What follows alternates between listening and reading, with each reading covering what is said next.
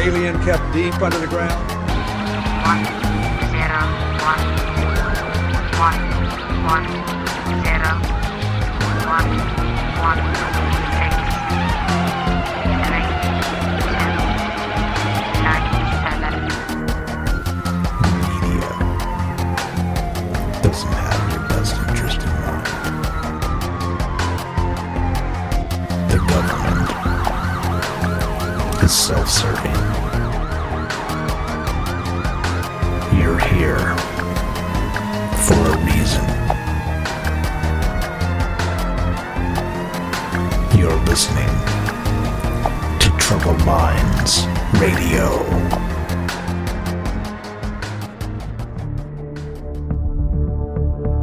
Broadcasting live from a secret bunker just off the extraterrestrial highway. Somewhere in the desert sands outside of Las Vegas. From somewhere in space-time, loosely labeled Generation X on planet Earth.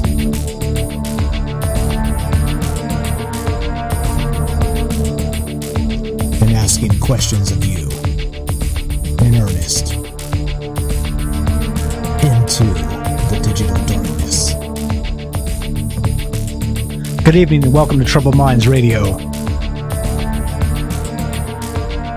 I'm your host, Michael Strange.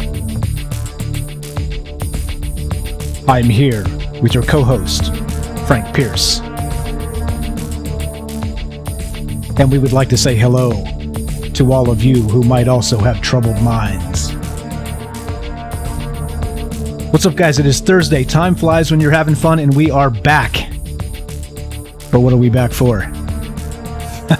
Last time we talked about chemtrails. That's right. Actual chemtrails. Not contrails. Actual chemtrails.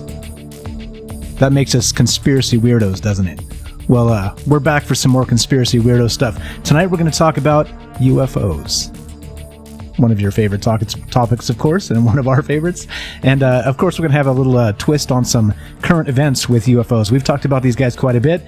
I won't ruin the surprise, but we're going to get there shortly. We will do shout-outs in a minute, and the show is live. So if you guys don't want to be a part of the show tonight, 702-957-1037, give us a call.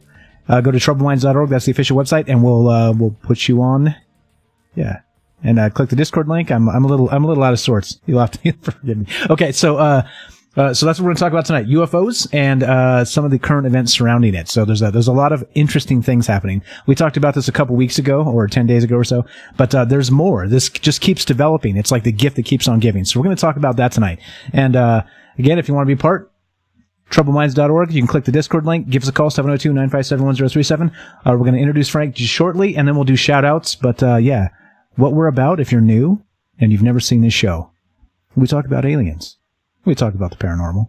We talk about conspiracy theory. We talk about the things, basically, that we're not supposed to talk about.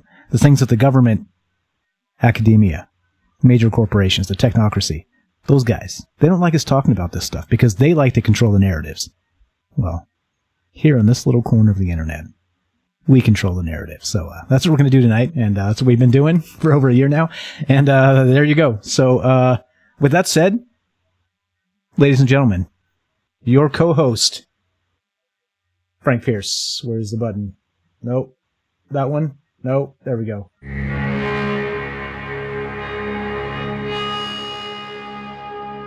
Hello, my name is Frank Pierce, and we are back again for another exciting show. Plenty to talk about.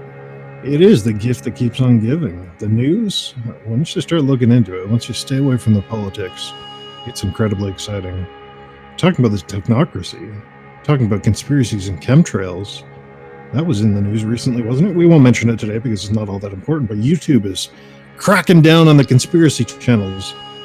No more conspiracies. No more cures for autism. No more Sandy Hook documentaries. I don't know if you ever watched any of those things back in the day. The Sandy Hook documentaries on YouTube, but I guess I'm painting myself in a corner here by saying this, but some of them were pretty compelling, and we'll just leave it at that. What else do we got on tap today? We got, the show Unidentified. We're looking into that. We're going diving deep, looking at the details, looking at the news on that. I smell something fishy. I don't know if you smell something fishy, but looking into the details and actually picking things apart, not buying the whole thing hook, line, and sinker, it seems a little bit odd. There's something strange going on there, so we're going to get into that tonight. And then we've got some news updates as well. Let's get into it. Let's do it. All right.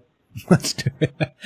We are reading chat. So if you want to be part of the show and you're shy and don't want to call us at 702-957-1037, you can find that number at troubleminds.org and the Discord link. You can get on the show both ways. If you're shy and don't want to talk to us, chat. You can chat on Facebook. We're streaming on Little Green Men. And you can find all that stuff on the official page there. We're streaming on Mixer. We're streaming on Periscope. We're streaming on, where are we? What else? YouTube and Twitch and all the places to stream. So we're all there live right now. So you can type in most of those places and we'll see your chat and hopefully be able to answer you. So there we are. Shout outs. We got Timothy. What's up? Timothy gets first. Thanks for being here, buddy. We get Philip. OMG. I forgot it was Thursday. What's up, Philip? Thanks for being here. And then we got Timothy tagging people. Appreciate that, man. Spread the word, guys. Spread the word. We got Justin showing up. We got Dale. Yo. We got, who else? We got Julio. Did you hear, we were able to see Jupiter with binoculars tonight? I did see that. That's pretty good stuff. And and it's moons. So, pretty neat. And, I haven't actually taken a look myself, but maybe we will at some point tonight. Renee, what's happening? Hello. And Kelly, look what we have here. Good evening, peeps. How you doing, sir? Patrick, and, let's see. Justin, I said. Isaac, how you doing, buddy? We got Mark. We got Sean from Canada. We got, Casper, 30 now. What's up, man? Happy birthday. Are you 30? I don't know what that means. Stephen, Luke, good to hear you gentlemen back. Hello. Isidro. Okay. How you guys doing? Let's see. Who did I miss? Sherry. Hello. Thanks for being here. And, Jeff. What's happening, man? What's happening? And then we got, Noble Kal-El, of course, on, Mixer, always hosting us. We appreciate that a lot. And we have Ami on, YouTube. So hello so far to everybody. If you want to shout out during the show, go ahead and type where you're from and, I'll shout you out from Las Vegas because that's where we're streaming from. Okay. Now that's a mouthful. That is a mouthful. Do we have any? You want to tackle some of these randoms first, Frank, before we get into the big ones, some of the news, or what do you want to do? How do you want to do this? I think we should get into the big show, dissect this thing immediately, because this is official UFO disclosure, isn't it? This is what they're selling us, hook, line, and sinker. This is finally, after years and years and years, this is official UFO disclosure. That's what it is. That's what we're being told. And yet, it seems a bit suspicious. There's so many little incongruities lining up. Something's wrong here. I don't know. Did you watch the show? We're talking about Unidentified from To the Stars Academy, in case you're not familiar. Did you get a chance to watch the show? I did. I had to squeeze it in because the first time I fell asleep, but I did watch this show. And there's a lot there. There's a lot to unpack. There's some interesting stuff and there's some curious stuff and there's some what the hell is going on here type stuff. So I don't want to spoil it if you guys haven't seen it, but spoiler alert, because we're going to talk about it a lot tonight. If you want to watch it, I think how many is it? 10? Do they get 10 full episodes? I know the first one was Friday. The next one, part 2, is going to be tomorrow. I don't know how many total. Do you know that one, Frank? I think it's only 4 or 5. I don't think it's a full 10. Honestly, I don't know what they would fit into the 10. As you said, you fell asleep watching it. I almost fell asleep too. For official UFO disclosure, it was pretty dry, pretty boring, something we've seen before. I guess maybe the normal people out there, or the water cooler people out there, the random people out there, they don't know all the details. They don't have all the information, so maybe it's exciting for them. But this is all stuff we've seen before. It's just rehashed. And yet they're leaking details. There's some tells in there. We'll get to them in a minute. We will spoil the entire thing, this entire first episode. So what are we talking about? Let's do a quick recap. How about that? So what was it? 2 years ago, Tom DeLonge from the band Blink 181. Is that it? He came out and he said, holy moly, we got UFO videos straight from the government. And he founded this To the Stars Academy for Arts and Sciences.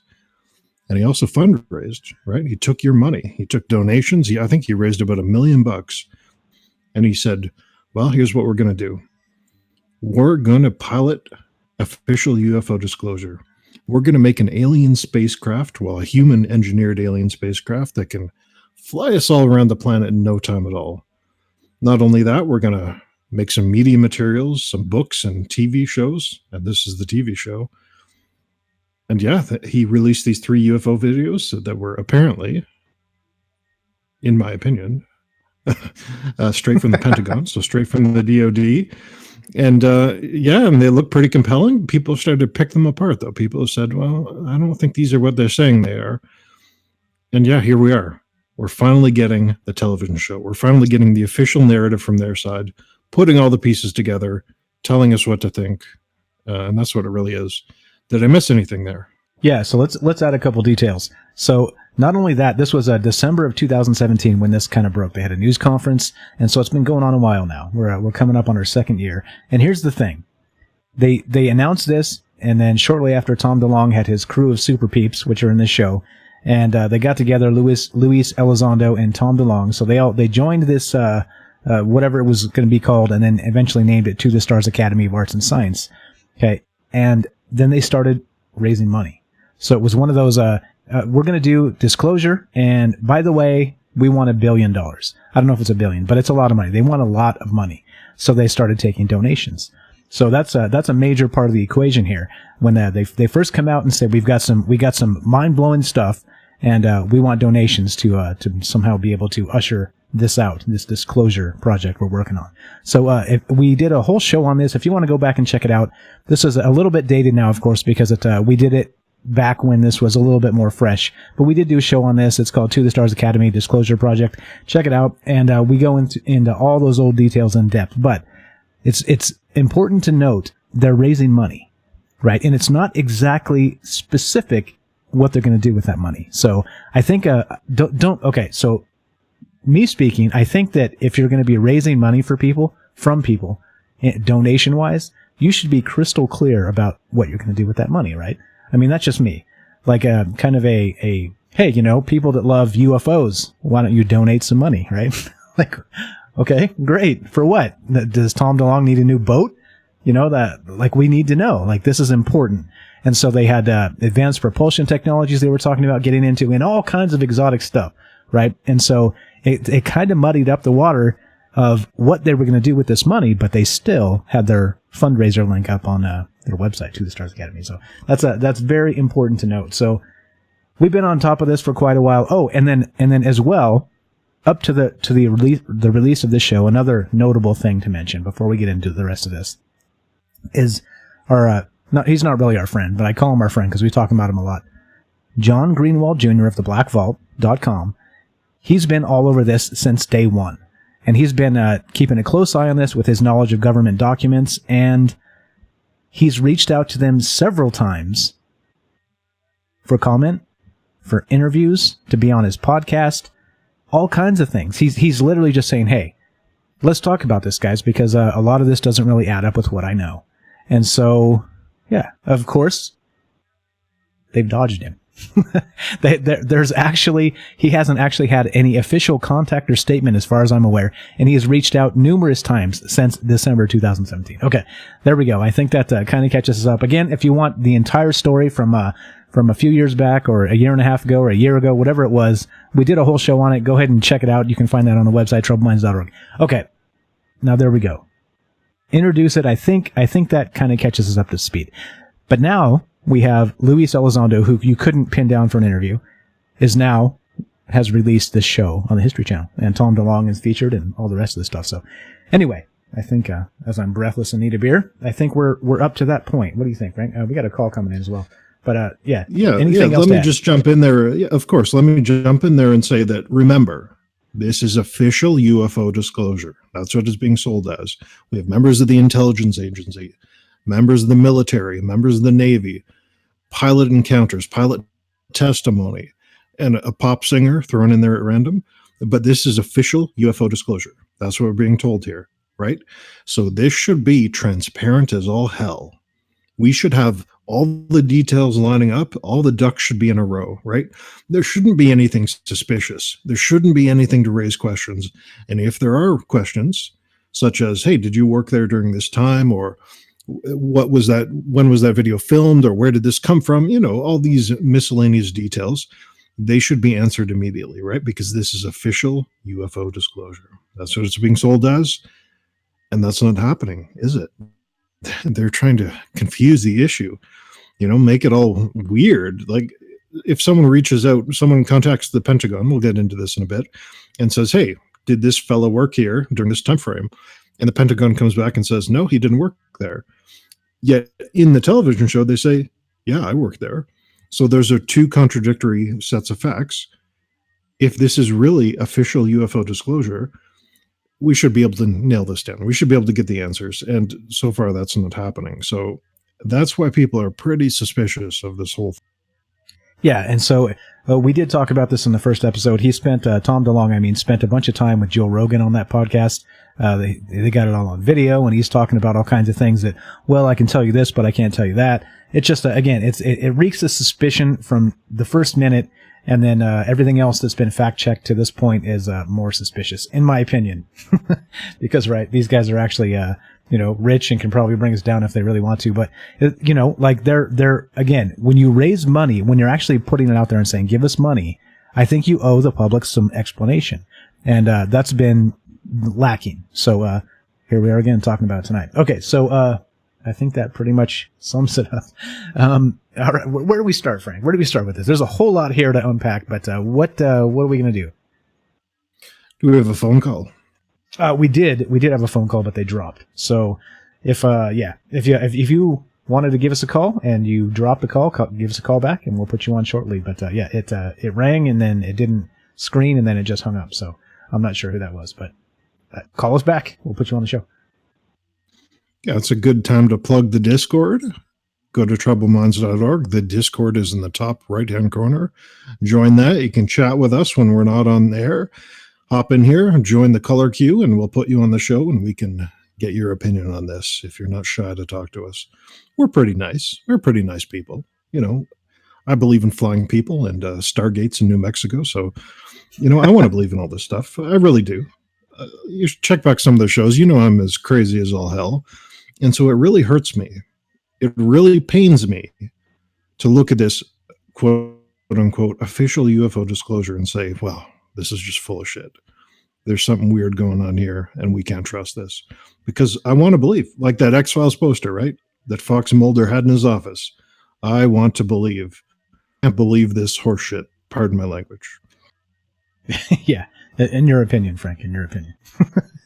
Okay, same thing happened. We just had a call come in, and it got... okay. Anyway, so we're going to ignore this until you can actually get through the screening process. So if you are trying to call us and get on the show, all you have to do is say your name and where you're calling from. That's all we need. Just Mike from Las Vegas. Simple as that. And it will put it up for me, and then I'll put you on. So okay. So let's as we wait for this caller to figure this out, let's step one. What's step one, Frank? So we're doing a full in-depth review of this episode. Spoiler warning. Although you should know all this stuff by now if you're into this kind of information. So we're doing a full in-depth episode. So the episode starts out with this Nimitz encounter, right? And this is something that happened in 2004. Essentially, the aircraft carrier, the Nimitz, was out in the sea, and these pilots were flying around doing their training missions, and they saw something very strange. They saw this thing on radar. So they flew towards it. They had a look at it, and they tried to find it, and they couldn't find it. And then underneath them, in the ocean, they saw these bubbles. So they presumed that this thing went into the ocean. And then they flew back, and then the next couple of aircraft came out, and they started chasing this thing around again. It seemed to move at incredible speeds. It seemed to avoid contact, maneuver around their planes, move in ways that conventional aircraft couldn't, and they called it this tic-tac shaped object. It had no visible flight surfaces. It just didn't make any sense. And so starting out this show, Unidentified, episode 1, they have the pilot, one of the pilots who encountered this object. So let's play this pilot identity clip, because there's something real weird. Immediately, there's something real weird. They're trying to hide this lady's identity, and I'm not sure why. Yeah, I agree. All right, let's play this clip. So I got you, caller. We'll get to you in just a sec here. Hang on, and here we go. Action with the clip. In 2004, this Navy fighter pilot was training for deployment on board the USS Nimitz aircraft carrier. Now a high-ranking officer, this is her first on-camera interview about the incident. She wants to keep her identity hidden due to the sensitivity of what she's about to say. I want to make sure that everybody in this room understands that her identity is to remain protected at all times. So when that includes when you're writing notes on email back to executives, hey, that was a great interview with, don't write that. Don't put it in there.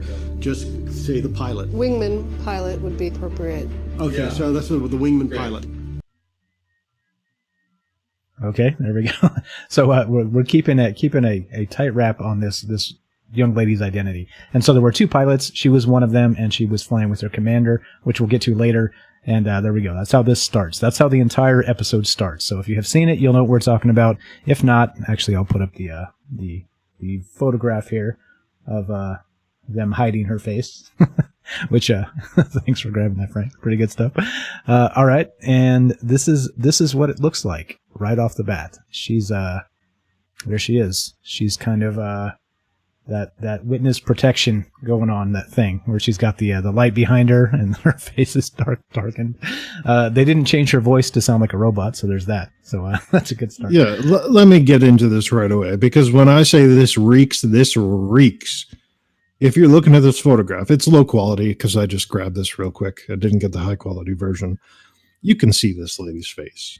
You can make out the details. I don't want to be arrested. I don't want to be Julian Assange, so I didn't do the Photoshop. But let me tell you, you can take this image, you can sharpen it, you can black and white it, and you can play with the contrast a bit, and you pull out her features. She's got this big chin, upper lip protruding.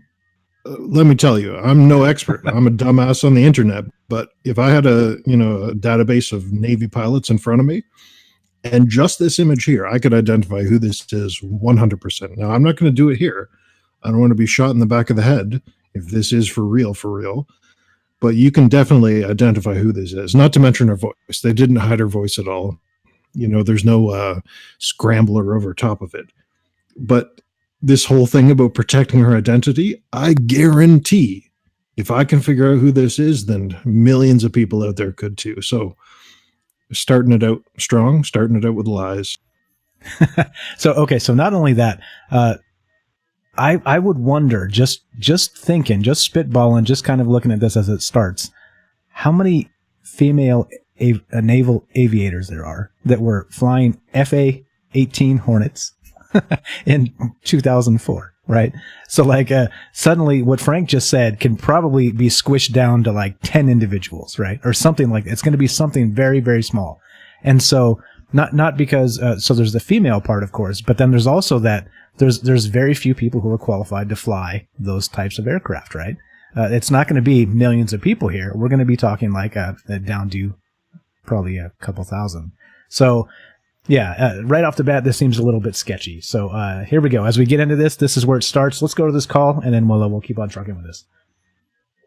All right, good evening. You're on Trouble Minds with Frank and Mike. What's your first name? Where are you calling from? What's up? My name is Kevin, and I'm over here in Las Vegas. How you doing, Kevin? Hey, what's up, man? How's it going? Hey, man, good. Las Vegas. I didn't know we had more than one person listening in Las Vegas. 702 area code. What's up? What's up? Yeah, what's on your mind, man? I mean, for a long time, I know I had contact because I always seen the skies and floating. It's not planes. You can tell the difference between the plane and something that's not a plane. So for a long time, I'm just guessing at this point. I mean, how do you tell the difference? It's not even about the difference. Is how, like exactly how do you feel that you got contact? Because I apparently you guys know the deal about you got contact, and I know I've always been contacted, but I've never been spoken to. As in schizophrenia or whatever. I've never been spoken to like that, but I know I've had contact. Okay, so you actually wait. So you've actually been contacted by aliens? Is what you're telling me? No. I've never been contacted with schizophrenia type thing, but I've been contacted through spaceships. I always see them all the time. Okay, you do see them. You do see them. Yeah, I see them, and if I tell them, here's my thing. When I'm like a little, when I look in the sky and I'll say, "Man, Starbucks sisters, thank you for the life that you've given me and contact with me," and then I see a spaceship rolling through. So it's like, I know it's not a plane because the plane got flashing lights and all this stuff, and it's way faster than the plane. And I'm in Las Vegas. I'm close to the Air Force Base, so I know what planes look like. Like literally, they all just roll through. Yeah, I say that myself, actually. It's one of those situations, right? There's F-22s out there at Nellis. They're always flying around, and you know what to look for. Like, they're literally out there every single day. And so when those things come flying by, they're easy to spot. You can listen and barely hear them, type of thing. Like, they're stealth fighters, of course. They're going to be quiet, all that, right? But then when you get used to seeing that, and then you see other things in the sky, you're able to tell the difference. I'm with you. Do you have any thoughts on this Tom DeLonge business? Have you been following this, or is this new to you? I've been following this for a long time already, and I mean, like as a child, it is my only recollection as a child. Like I lived in Cali, and I remember seeing flashing lights and in the backyard, and that's about it. So I remember from it in my sister's room. I was in my sister's room. And that's how I've seen, and ever since that, then I've seen like I looked at the window and I saw like a spaceship and, all this stuff, but I know, maybe it might be a dream, who knows, but ever since then, I evolutionized to that. Okay, right on. To that section where, you believe, Yeah, no, exactly. It's we've had lots of people call in and tell us they've had actual experiences with this stuff. So, perfect, man. I appreciate the call. I didn't know anybody else listened from Vegas. So, out there by Nellis, shout out to our boys in Vegas. Thanks for the call, man. We appreciate it. If we get to the point where you guys want to comment on Tom DeLonge, we'll take that too. So, thanks for the call, man. And let's keep on trucking. Frank can't hear you, unfortunately, so you only got me if you call in on the phone. But if you want to be part of the show and talk to Frank, get on Discord. You can do that by going to troubleminds.org. And you can find us there and hop on Discord. So again, thanks for the call. That's, as far as I'm aware, that's 2 people that listen to us in Las Vegas. we're taking this town over 1 person at a time. All right. Any comment on that, Frank? Oh, you couldn't hear him. Never mind. He saw some UFOs out here and has been seeing them for quite some time. So let's keep on trucking with this. Yeah, that seems to be the hot spot for seeing UFOs, right? Out there in Vegas, like Bob Lazar said, seeing these things flying left and right all over the place. Now, it's interesting. The last show, we covered that flight tracker. There's a website. You can log on the internet, open up this flight tracker website, and see all these commercial planes, pleasure aircraft, all this kind of stuff. You can see them in real time flying through the air. So I'd be curious if anyone who sees UFOs on a regular basis checks in with that flight tracker. You see something in the sky, and you're like, what the heck is that? So then you log in the website, you scroll it back like 10 minutes or so to when you saw it and see if there's anything reported on that website, just to confirm what it is. And if there's nothing there, well, that's pretty telling. Yeah, absolutely. Like I said, I haven't done that quite yet, but that's something I will start doing because there are weird things out here in the sky in Vegas. If anybody spent any amount of time out here, you definitely know there's things to see in the sky. So, all right. Back to this individual here, the female pilot. I've got her picture back up. So she, again, here we go. Actually, we got a relevant comment here. Kelly says, I was on the Nimitz while on deployment with the VFA 41, the Black Aces in 2005. And, but I was on the USS Ronald Reagan in 2004 in the Gulf. So actually Kelly here in chat on Facebook says he was on the Nimitz, which is where this incident happened a year after this. So, there you go. Like I said, he was the one that pointed out very early on that the naval aviators don't say, whoa, bro, that's a UFO.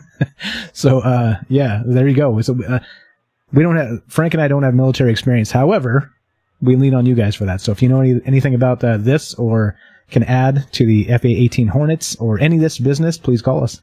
But yeah. Okay. So this chick can probably be easily identified by anybody in the know, right? That's kind of where we left off. Yeah, not only that, and that's a good point. We've got some expertise in the audience. They said she's still in the military. She's now a high-ranking officer in the military. Surely she would have had to get permission to be on this television show. She would have had to get a release form signed or something like this. I'm going to disclose this particular incident. can I do this? Yes, you can. Here's the form, sign it. I'm sure it's got to be something like that. So this is a sanctioned witness testimony, right? She's allowed to be there. That's the way it seems to me anyway. She just didn't decide to do it on her own, or she'd be thrown in the brig somewhere, as far as I'm concerned. But yeah, so it starts out, they're hiding her identity, seemingly to make it more mysterious. But if you look at that picture, you can play with the contrast and the colors, and you can definitely pick out her facial features, no problem at all. So it is a bit curious right off. Which we're not going to do because we didn't want to get in any trouble. But if you guys want to do that, and maybe drop it in the Discord later on, wink, wink, if anybody's talented with that sort of thing, that would be interesting.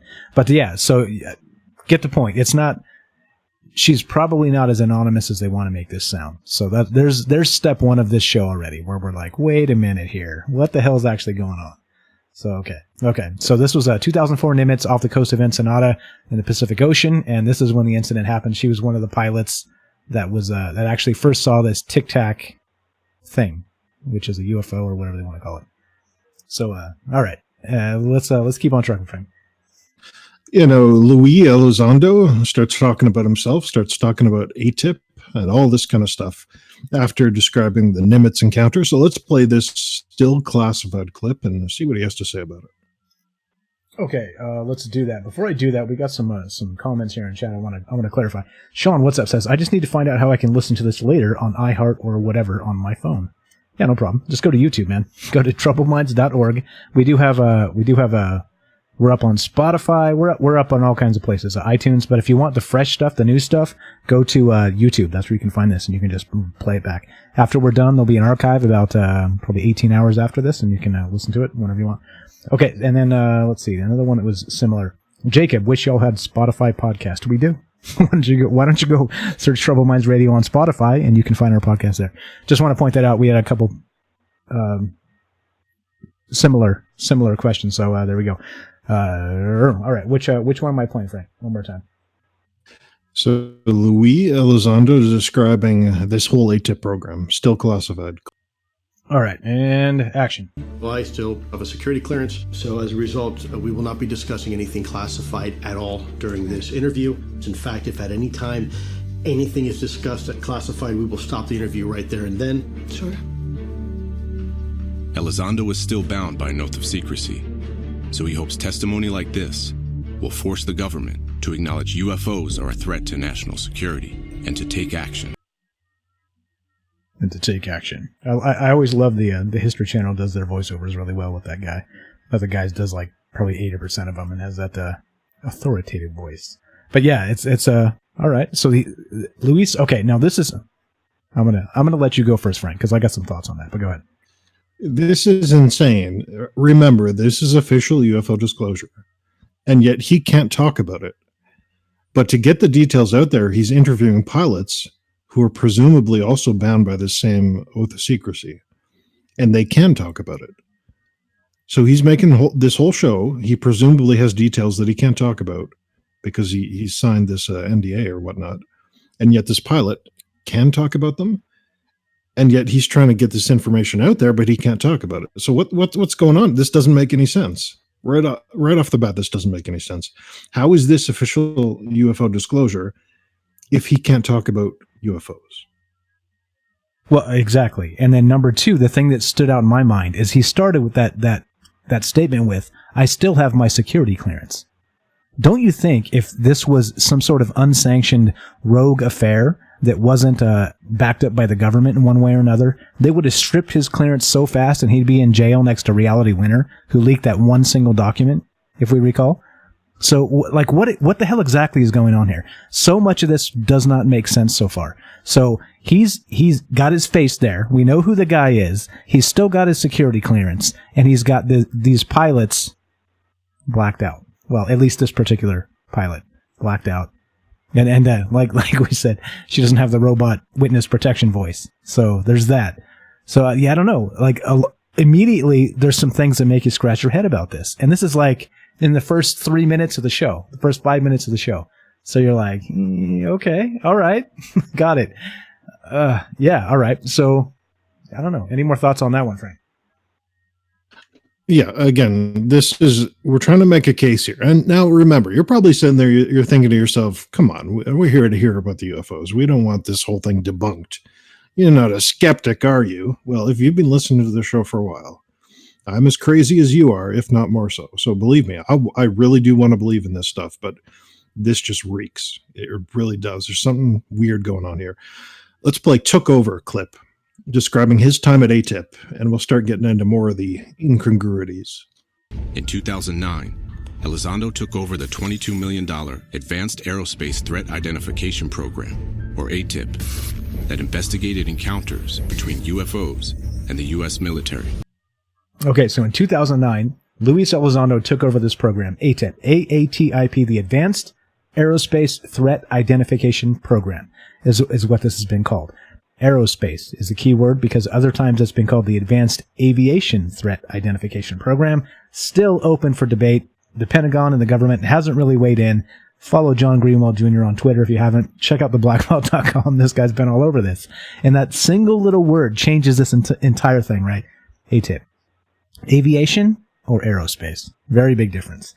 But okay, so he took whatever it was, he took this over in 2009, and apparently he was, I think his statement was, all roads lead to Rome, and Rome was my desk in this program, right? It was something to that effect. Yeah, he's the big boss. He has this whole thing under his thumb. He's the man in control. So, well, what would a journalist do in this situation? And you may not know this because journalists nowadays are garbage fires, but a journalist would clarify the statement, right? A journalist would say, hey, Pentagon, did he really work there? And so the Black Vault guy did just that. Let's open up this tweet from John Greenwald Jr. Actually, it was a Swedish blogger who reached out for comment, but open this up and let's read this. Okay, so this is here we go. I'll link this stuff in just a sec if you guys want to follow up on us. Per usual, we're not trying to hide anything. All this stuff is going to be public, and you can read it yourself. But from tweeted by John Greenwald Jr. of theblackvault.com, as early as just a few hours ago, on June 4th, 2019, the Pentagon is still releasing the statement regarding Mr. Luis Elizondo, and the claim he had, quote, no responsibilities, unquote, with the AATIP program. This time, statement was issued at Roger Glassell, Swedish blogger and researcher. So there we go. I'm gonna link this up.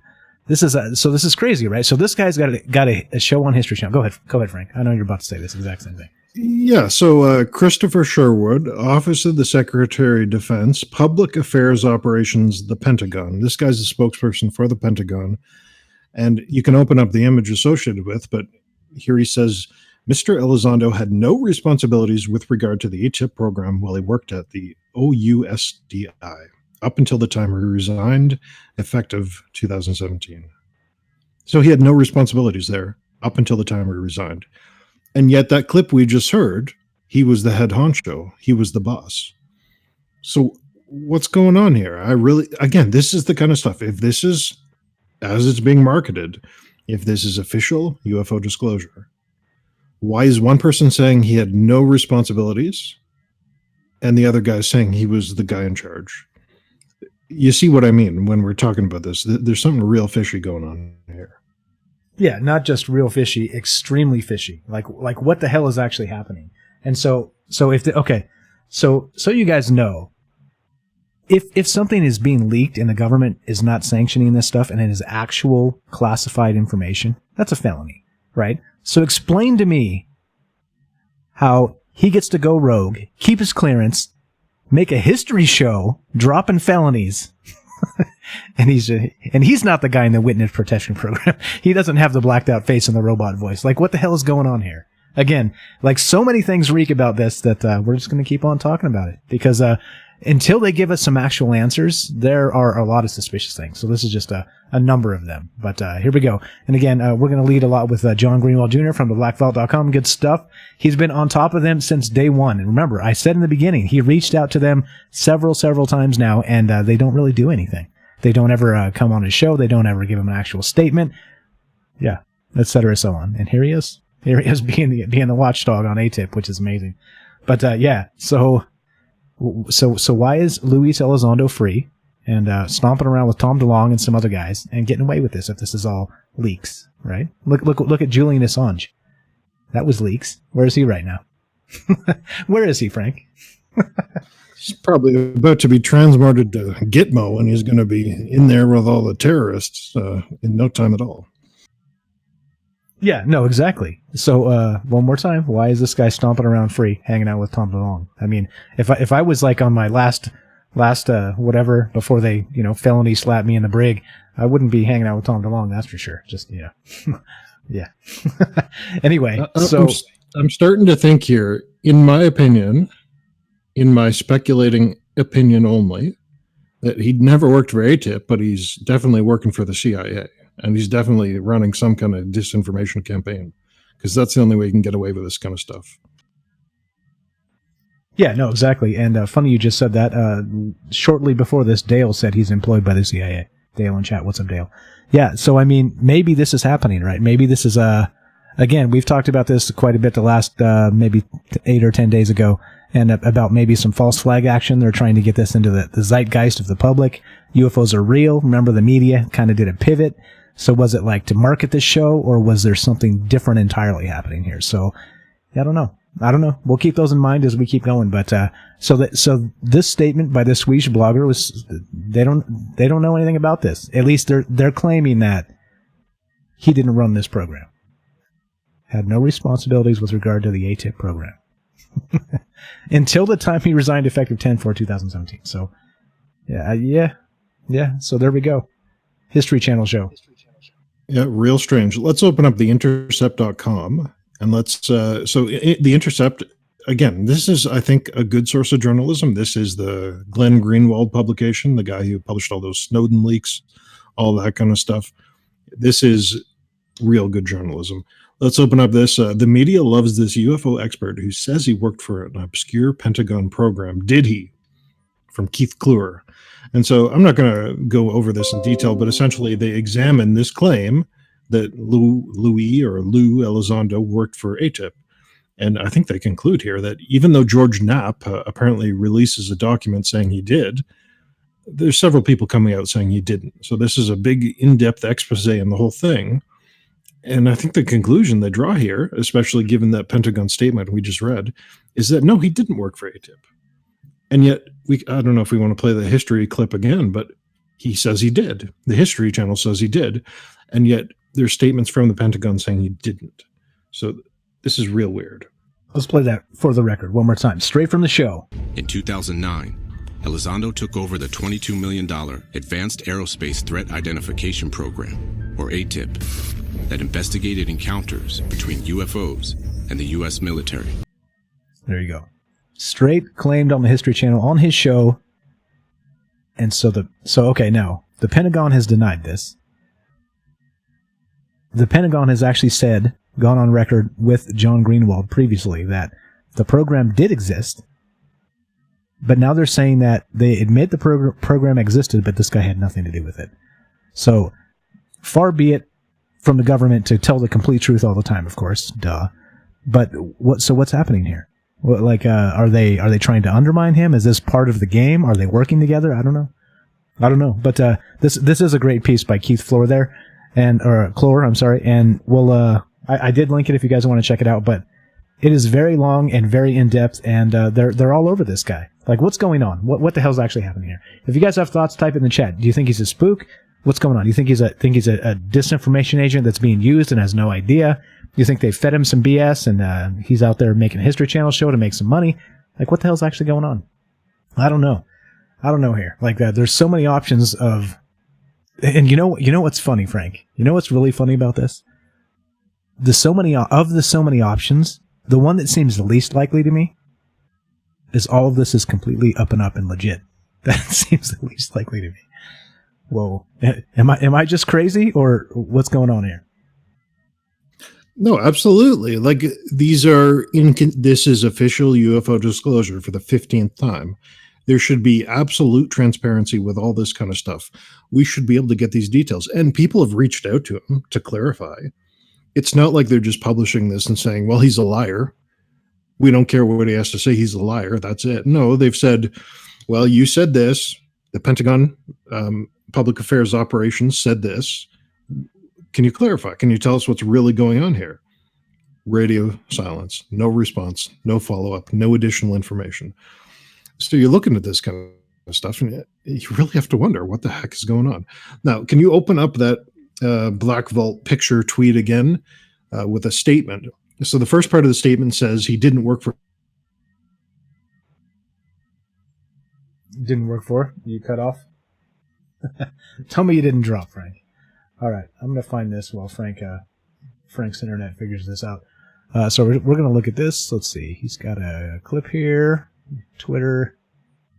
Okay, there we go. That's Keith. I think this is the one we're looking at here. All right, so we're going to go to this one here. This is the guy who wrote the article, Keith Clore, and it's straight off Twitter. I have asked A&E Networks repeatedly this week if it stands by the claims made by Luis Elizondo in Unidentified, specifically that he ran the Pentagon's UFO program, which has been promoted as nonfiction. No response. So, right? So there are a lot of good, smart people that have been in depth in this, and this is one of them, right? This is the guy that wrote the article, and they're doing what you're supposed to do. If you have, they're putting the show out, so it's on the History Channel and A&E Networks, and these individuals that are actually putting this out to comment, right? It's on them to comment about this stuff. And what are they doing? They're not. Again, so let's see. Let's scroll down. Let's see real quick. Nope. Of course, right? Of course not. So this actually has very few, even 19 likes, 4 retweets. Like this is no coverage, right? I tell you what, though, if you I'm not going to go there. I'm not going to go. I was going to say if you tweet something else about being a victim of racial injustice, I'll bet you that shit would go viral. But this has 4 retweets and 19 likes. I'm going to like it. I'm going to like it. It now has 21. Okay, so yeah, I don't know. Like, what is exactly going on here? So let's go to the chat. So what do you think is happening? Let's see. Timothy, what's up? Says they're trying to downplay to mitigate, and the public will lose interest. Yeah. Okay. So why do they have a History Channel program? Dale says they want us to believe. Yeah, I don't know. What's up, Kimberly? Says since you okay. Let's see. What else? What else? Sorry, my internet cut out there. That's all right. Welcome back. So we looked at the Keith Clore tweet. I don't know if that's the one you were digging for, but I've asked A&E Networks repeatedly this week if it stands by the claims made by Luis Elizondo Unidentified that he ran the Pentagon's UFO program. And of course, I was just looking at the fact that they have 4 retweets. There was 19 likes. I just liked it to make it 21. So somebody did it at the same time. But like, what the hell's going on here? And so if you said, if Frank suddenly said, hey, I've been being picked on because of my demographic, your tweet would go viral, right? And it'd be shared like crazy. But this has 3 comments, 4 retweets, 21 likes, and no answers. Crickets. Crickets. Oh, geez. Okay, I'm going through the comments here. Benjamin, what's happening? Thanks for being here. Let's see. Okay, so Luke says, this sounds like Operation Mongoose with the CIA. I'm actually not familiar with that one. So if you want to call us and tell us, 702-957-1037, and we can dig into that a little bit if you prefer. Let's see. Kelly says, this is how the government does things. They release things, but the way they want to. It's like a bad joke. You have to find out what parts are BS and which parts are real. That's known. Yeah, there we go. And Dale wants to know where the tinfoil is again. Okay. Are you back, Frank? How are we looking, buddy? Tinfoil's on top of my head right now. That's where you can find it. Yeah, I'm back. Okay, let's keep going with this. Open up that Black Vault tweet again, the image, because he makes, the Pentagon spokesperson there makes 2 separate statements. The first is that Lou Elizondo didn't work for AATIP. And the second is that those 3 videos, those 3 To the Stars Academy videos, were not made for public release. So they were released for internal use, not for public release. Do you see that in the statement there at the very end? Let's see. I don't know if I have the right one up here, but we're going to go with that one. And yeah, if you want to curate me in real time, I'll get the right one out. But yeah, I'm not. Copy that. Thank you. Yeah, so the one I've got up here is the this is from today, and John Greenwald Jr. tweeted, "Personally, I know people that paid for cable just to watch Unidentified. I've had the pleasure of producing, directing, and writing many shows for A&E networks and history. I am proud of that. I don't think asking for a response regarding the Pentagon statement is too much to ask." So there's one. Yeah, so I think we got another one come up here. Here we go. Thank you, Frank. All right. So let's put this up and have a look. All right, so this one... All right, go ahead, Frank. Oh, yeah. We were already looking at that. Okay, yeah. Go ahead, sorry. Yeah, so there's, again, this Pentagon spokesperson, Christopher Sherwood, is making two separate statements. He didn't work for AATIP, and you see at the very end, the final paragraph, the videos were not for general public release.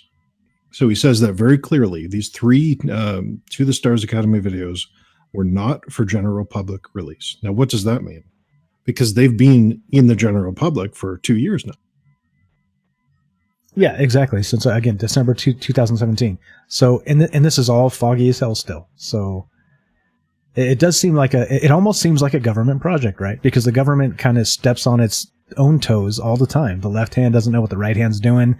It definitely seems like that sort of thing happening here. I don't know. But at the very least, that Mr. Luis Elizondo did not hit AATIP according to the Pentagon. So, yeah, I don't know. What do you guys think? I was looking for comments regarding what you think about it, but okay. Let's play that 3 videos clip, 3 videos, and see what their side of the story is. Okay, let's see what they say about. Okay, so if you are new to this, AATIP released 3 videos. There was Tic Tac, which is the Nimitz incident. There was one called Go Fast, and there was one called what was the other one called there, Frank?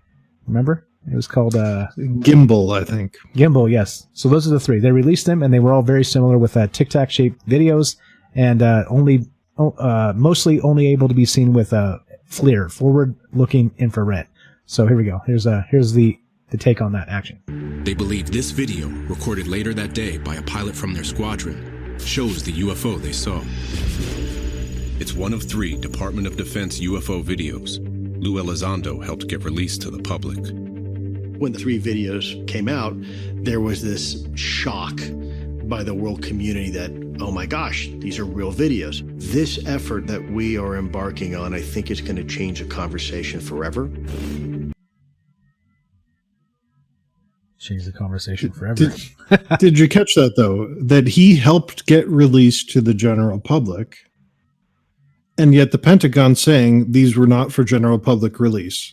So these are, again, this is the second time now, directly contradictory to each other, these 2 statements.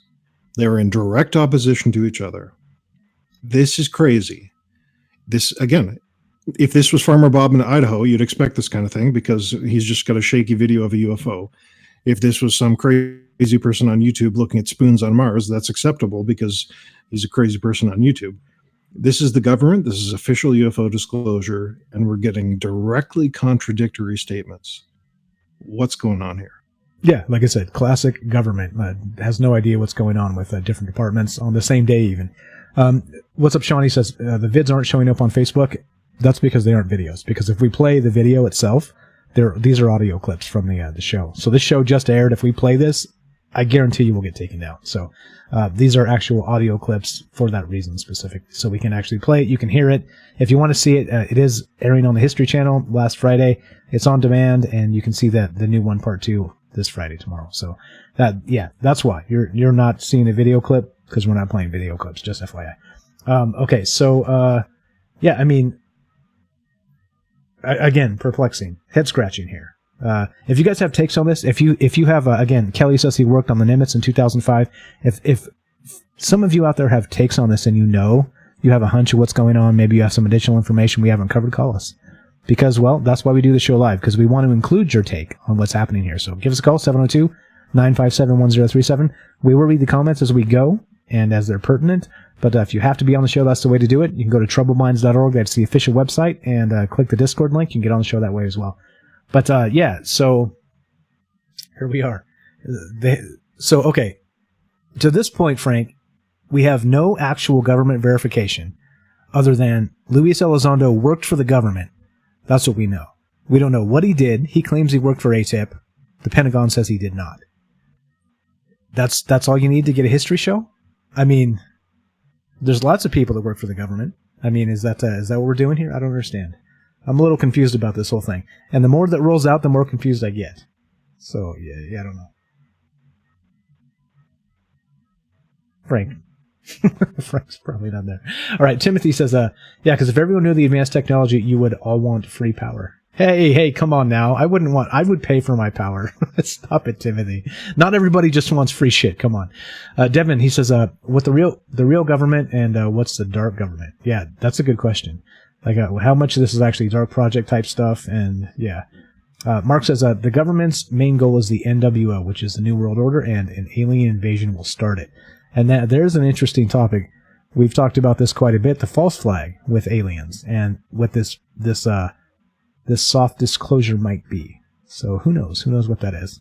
So, yeah, I don't know. What's up, Rolf? Thanks for showing up, buddy. Yeah. So we got more of this. Let's see if we can play a clip. Something real strange is going on here. My internet is going up and down, and I think I'm being hacked. Okay. Tinfoil, more tinfoil, Frank. More tinfoil. Yeah, we'll get to other stuff later, Philip. If you have takes on this, do call us, though. All right, so, yeah, I don't know. I mean, where are we at, Frank? Let's welcome back. Shit. More tinfoil. Oh, no.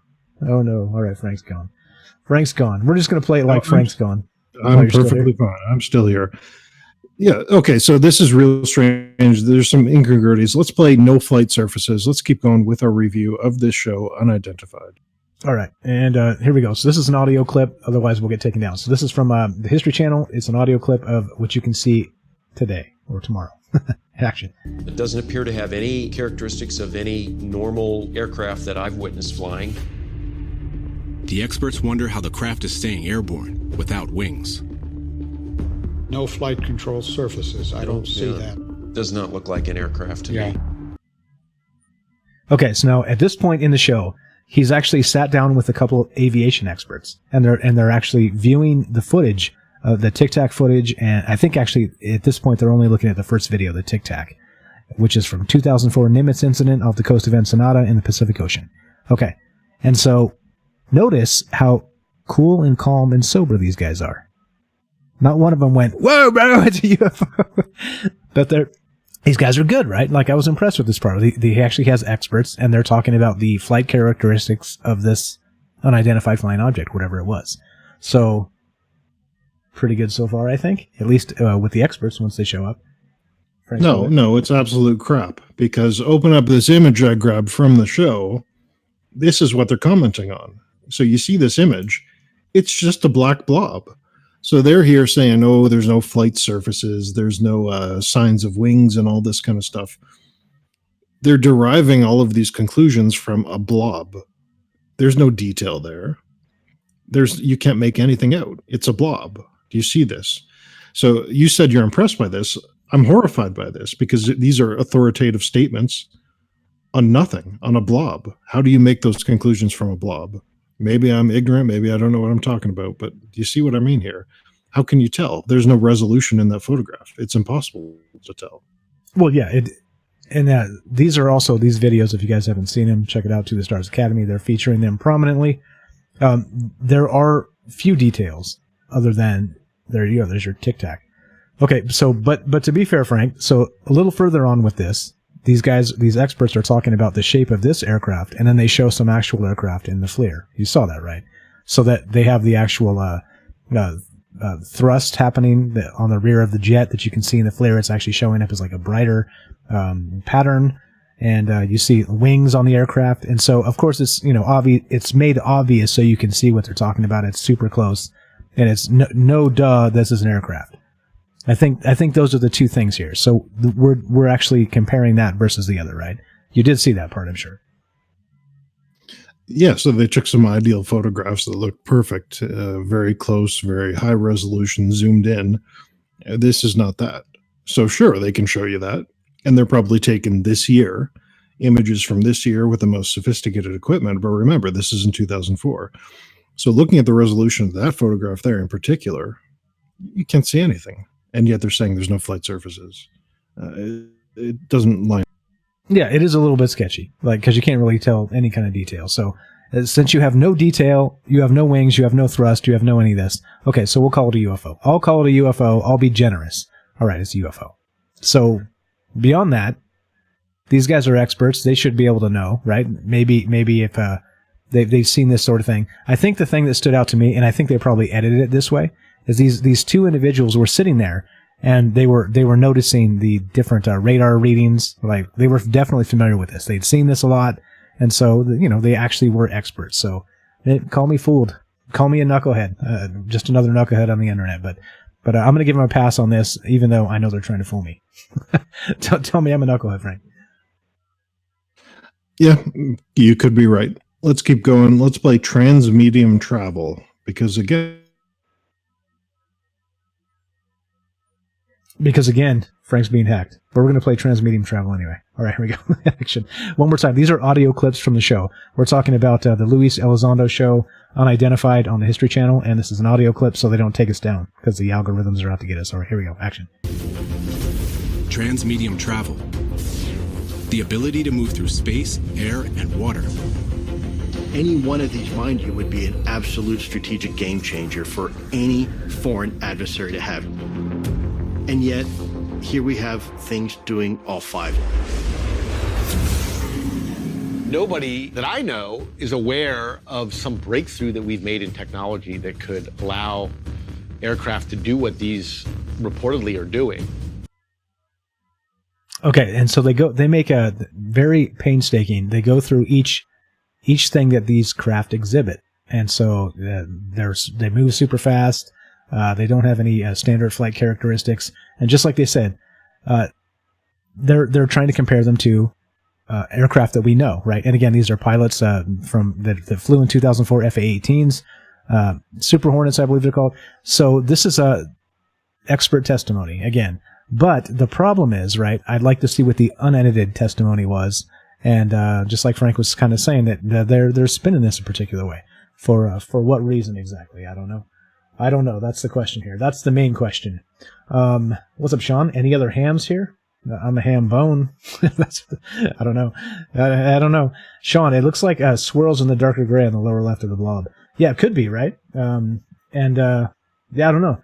This is that whole situation. Again, To the Stars Academy. Maybe we can pull up one of those videos and we can have a look at those real quick as we wait for Frank. But okay, so this is a good time to say that this show is live. It's Thursday night.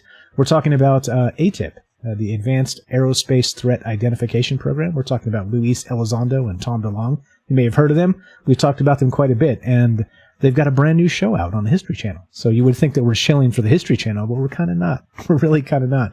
But you should watch the show if you're interested in this stuff and have a look for yourself and see if we're off base on some of the details we're pointing out. But if not, if we are off base, we want to hear it, because there's two of us. Again, like Frank says, like I say, we're just two knuckleheads on the internet. We're just kind of pointing out with suspicious minds, or maybe you could call us open minds, whatever you want to call us. We're looking at this show and thinking that maybe this is some kind of ruse by the government, that there's some sort of disinformation agents, or I don't know exactly what's going on. But if you do want to call us and be part of the show, we do this live, so we can include you. 702-957-1037. I've said that 10 times already, so we did have a great call earlier. If you want to be part of that, that's how you do it. Go to troubledminds.org. That's the official website. You can also click the Discord link and get on and join the show that way, and tell us what you think. I'll read some chat in the meantime. Oh, yeah, radio operators. I'd call it troubled minds, right? Troubled minds. That's what we are. Yeah, all right. I'll stick with knuckleheads for now, but we are troubled minds, that's for sure. Welcome back, Frank. Welcome back. Yeah, I don't know what's going on. Discord keeps cutting me out. Anyway, you heard that clip. They can move through water, air, and space. That's what they said. They made it very clear. They can move through water, air, and space. Tell me where they've ever seen these particular craft moving through space. That's good. And then you did leave out water. So in the very beginning of this show, the female pilot that's witness protection, we'll just call her that, she noted that when they first saw this thing, it was underwater. Okay, so we do have water. They have air, but you're right. How do they know it moves through space? That's a good question, Frank. Making these statements they can't really back up, huh?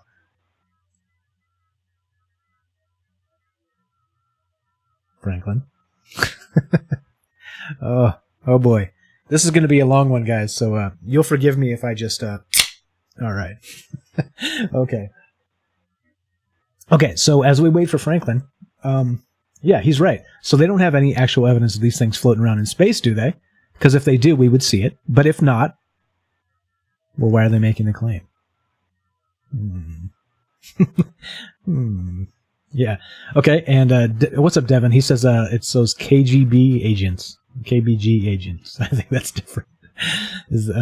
I'm not gonna comment. So many things come to mind that I should say that I shouldn't say that I'm not gonna say. Okay, so, let's see. Tamara, what's up? Says maybe it's space time. Maybe.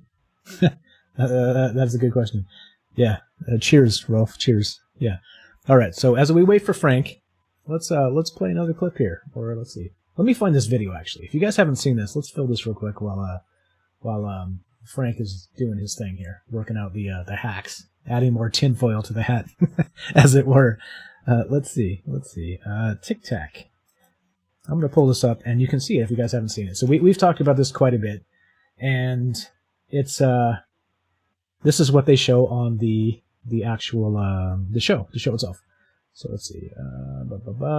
Give me track for 5 years. Tech Insider. No, this isn't the one. Hold on. All right, here we go. This will work. This will have to work.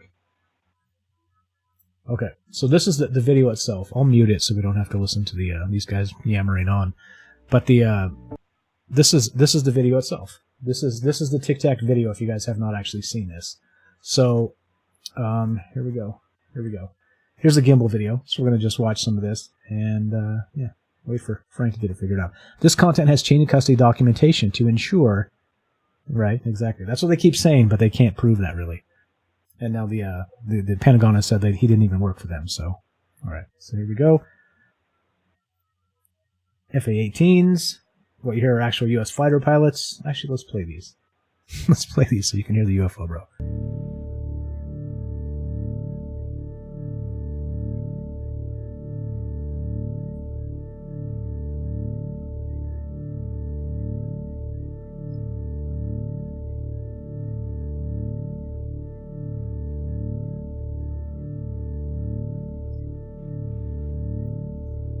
Okay, so they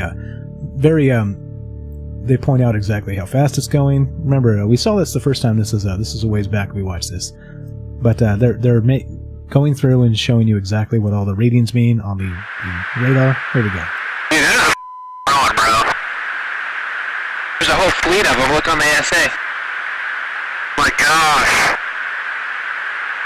They're all going against the wind. The wind's 120 knots from the west. Look at that thing, dude.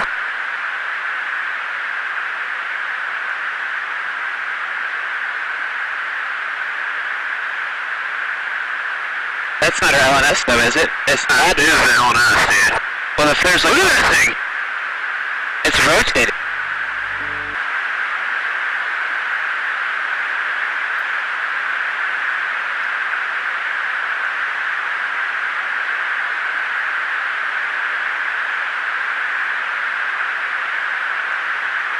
Okay, so the zoom changes from 1.0 to 2.0, and it goes to TV mode, it says here.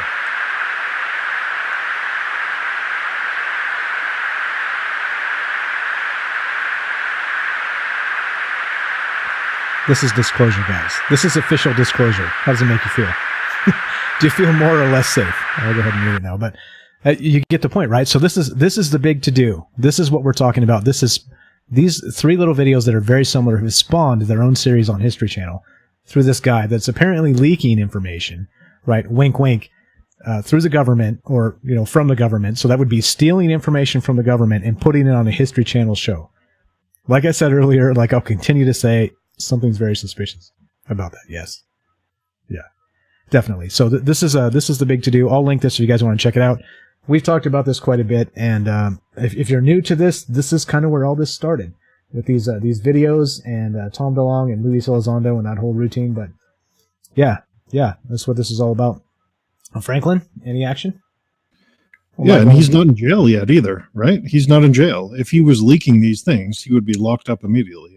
So he's clearly sanctioned to do this. Yeah. He's clearly allowed to do it. Exactly. And yet the Pentagon is saying, Yeah, the Pentagon says, well, he's not allowed to. So something weird's going on. I don't know what's going on here. You'll have to bear with me. I keep cutting in and out. I don't know. Chinese hackers. More tinfoil, Frank. More tinfoil. All right. So, yeah. So this thing, land, sea, and air. It's the Space Force, right? Yeah, I don't know. I don't really know what's going on here. Again, the more I watch, the more I get confused. So, like Frank said, they fly through space. How do they know that? Unless they have more information, we don't know. Okay, so we did watch the original Tic Tac video, and that's where we're at, Frank. Okay, perfect. Now let's play this anti-gravity clip. More claims that need substantiation, or it's suggesting they know more than they're telling us. Play the anti-gravity clip. If you want to defy Earth's gravitational force, the way to do it is with either a propeller to mechanically displace air, jet engine to compress air and to create an equal and opposite reaction, or a chemical explosion like a missile or a rocket. Each one of those has a tall tale signature. Yet here are things that are able to seemingly effortlessly defy Earth's gravitational force and maneuver in ways that are complete contrary to anything that we would presume should be able to fly. The ability to fly without wings or an engine is one of 5 distinct characteristics Elizondo's Pentagon team discovered. He calls them the observables and considers them the program's breakthrough discovery. Anti-gravity, the ability to fly without apparent means of propulsion or lift. Okay, so who's actually got this breakthrough discovery? Again, those are those 5 observables saying, and one of them is anti-gravity. These things move through anti-gravity. That's how they get around. So he says that, well, we've ruled out propellers. You can't see them. We've ruled out rocket engines. You can't see the huge plume of exhaust in the infrared. And we've ruled out jet engines too, because we can't see those jet engines firing off. So he's saying the only other explanation is anti-gravity. Doesn't that seem a bit odd to you? Yeah, that's like saying, because that's like saying, that's like saying it's not an apple, it's not an orange, so it must be a banana. Well, what if it's a pomegranate? What if it's a scarecrow? What if it's a fork? There's a million other possibilities, and yet they've settled on anti-gravity as the source of all this. Kind of goes back to Bob Lazar, but it's real weird. It is real weird. I think you sold that a little short. It's not like saying that's an apple or an orange. It's like saying that's a Buck Rogers space ray. Because, well, they don't exist yet, right, apparently. But we just go straight to that instead. That kind of doesn't make sense. Oh, it must be anti-gravity. Yeah, all right. We're with you. Apples, oranges, anti-gravity. All right, whatever. But okay, so Tic-Tac, anti-gravity, flies through space, underwater, and witness protection program, female pilot. Got it. So far, so good. This is really turning into the spy thriller, isn't it? Yeah, and again, like it could be another thing. So why did they settle on anti-gravity? Are they taking cues from Bob Lazar? Because he's the only other person who's mentioned anti-gravity that I can even recall. I think he's the only one. So they must be taking cues from him, because nowhere else in the entire world, I think, has anyone said or proved that these things are flying with anti-gravity technology. Yeah, well, now they are on the History Channel. And you know what? Since it's on the History Channel, it's part of history now. There's nothing you can do, Frank. I'm sorry. There's no turning back now.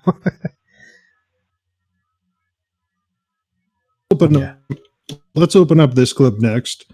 Being used. So let's talk about Tom DeLonge. Let's see if he's being used by the government. Play this clip. Let's see what you have to say. All right, being used. Let's see. Let's see. Is this possible? Tom DeLonge and Luis Elizondo used by the government? Action. The one rule they had is we will help you, but don't go out and tell anybody who we are. That's the only f***ing rule. Overnight, DeLonge found himself at the center of the decades-old debate about UFOs. I think a lot of people thought that Tom DeLonge was being used, was being used as a tool. They'll tell him some stuff that's not true, and it'll be a diversion, and we'll fool the Russians or fool the Chinese. George Knapp is an investigative journalist who has reported extensively about UFOs. I'm just going to ask you point blank, is Tom DeLonge being controlled by a small group of powerful insiders? No. No, I think Tom DeLonge has plotted out his own course. He's got some really good advisors who are not part of the government. All of these events that have happened are because Tom DeLonge used shoe leather, knocked on doors, made phone calls. What Tom has started in the last year is unprecedented, I think, in the history of the study of this field. We're just going to throw Project Blue Book out the window, and we're going to give all the credit to Tom DeLonge while we're at it. So I do like how on the History Channel, like the first time they put Tom DeLonge on and put a microphone in front of his face, they have to bleep out effing. He can't get through one sentence without dropping the F-bomb, so they have to bleep it out. That's pretty amazing. Oh, geez. Yeah. Anyway, there you go. George Knapp denied it. He said, no, he's not being used. It's all above board. There's no issue at all. So, case closed, right? Yeah, case closed. There you go. It's full on disclosure, guys. It's on the History Channel. It'll air on Friday night at 7 p.m. I don't know what time, but don't take that from me. But yeah, so case closed, right? The aliens are here. They drive Tic Tac shaped saucers. Wink, wink. And yeah, I mean it's game over. Good game. The aliens win, right? Yeah. Okay, let's open up the drive.com. Again, another article from Tyler Rogaway, great writer on this drive.com website, analyzing planes and airplanes and military technology and UFOs too. Tom DeLonge's origin story for To the Stars Academy describes a government UFO info operation. Subheadline: DeLonge is either lying and his company can't be trusted, or dark areas of the military-industrial complex had a hand in its founding. So again, I'm not going to go through this entire thing, but there you go. He's looking at the evidence. He goes through the interviews. This is important. He reaches out to Skunkworks. He reaches out to NASA.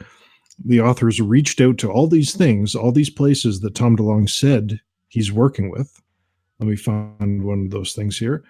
He's doing his research. So here we go, author's note. We have inquired with the U.S. Space Command if Tom DeLonge had a meeting with the command's top leadership at the facility, but no records or correspondence or scheduling evidence exist to confirm this. This doesn't necessarily mean it didn't happen, but it is the response we've gotten. So Tyler Rogaway is looking into this Tom DeLonge story, and he's saying it has all the hallmarks of a government UFO info or disinfo operation. And again, let me read that subheadline. DeLonge is either lying and his company can't be trusted, or dark areas of the military-industrial complex had a direct hand in its founding. I think that's a little terrifying. So, it begs all kinds of questions if that's the case, right? So is the government actually trying to fool us here? Remember the basic premise of this is Luis Elizondo. They've denied he worked for AATIP. He's leaking information that the Pentagon has admitted they did not release. And he's able to just put it on TV for you and I. Yeah, no, there's a lot wrong here. And now this is the problem, right? Let's say this is all up and up, above board, etc. If you can't answer these simple, basic questions of, well, how come the government's not doing this directly? How come they're giving it to you when you're making a History Channel program? How come you've started a company with the guitar player from this crappy band, in my opinion, that wants to raise money? Yeah, I don't know. Like, right? Like, again, the more this just clunks out, the more perplexed. I don't know. I don't know if you're still there, Frank, but I'll just read some comments if you're not. I'm still here. How's my audio quality? Am I clipping in and out, or do I sound okay?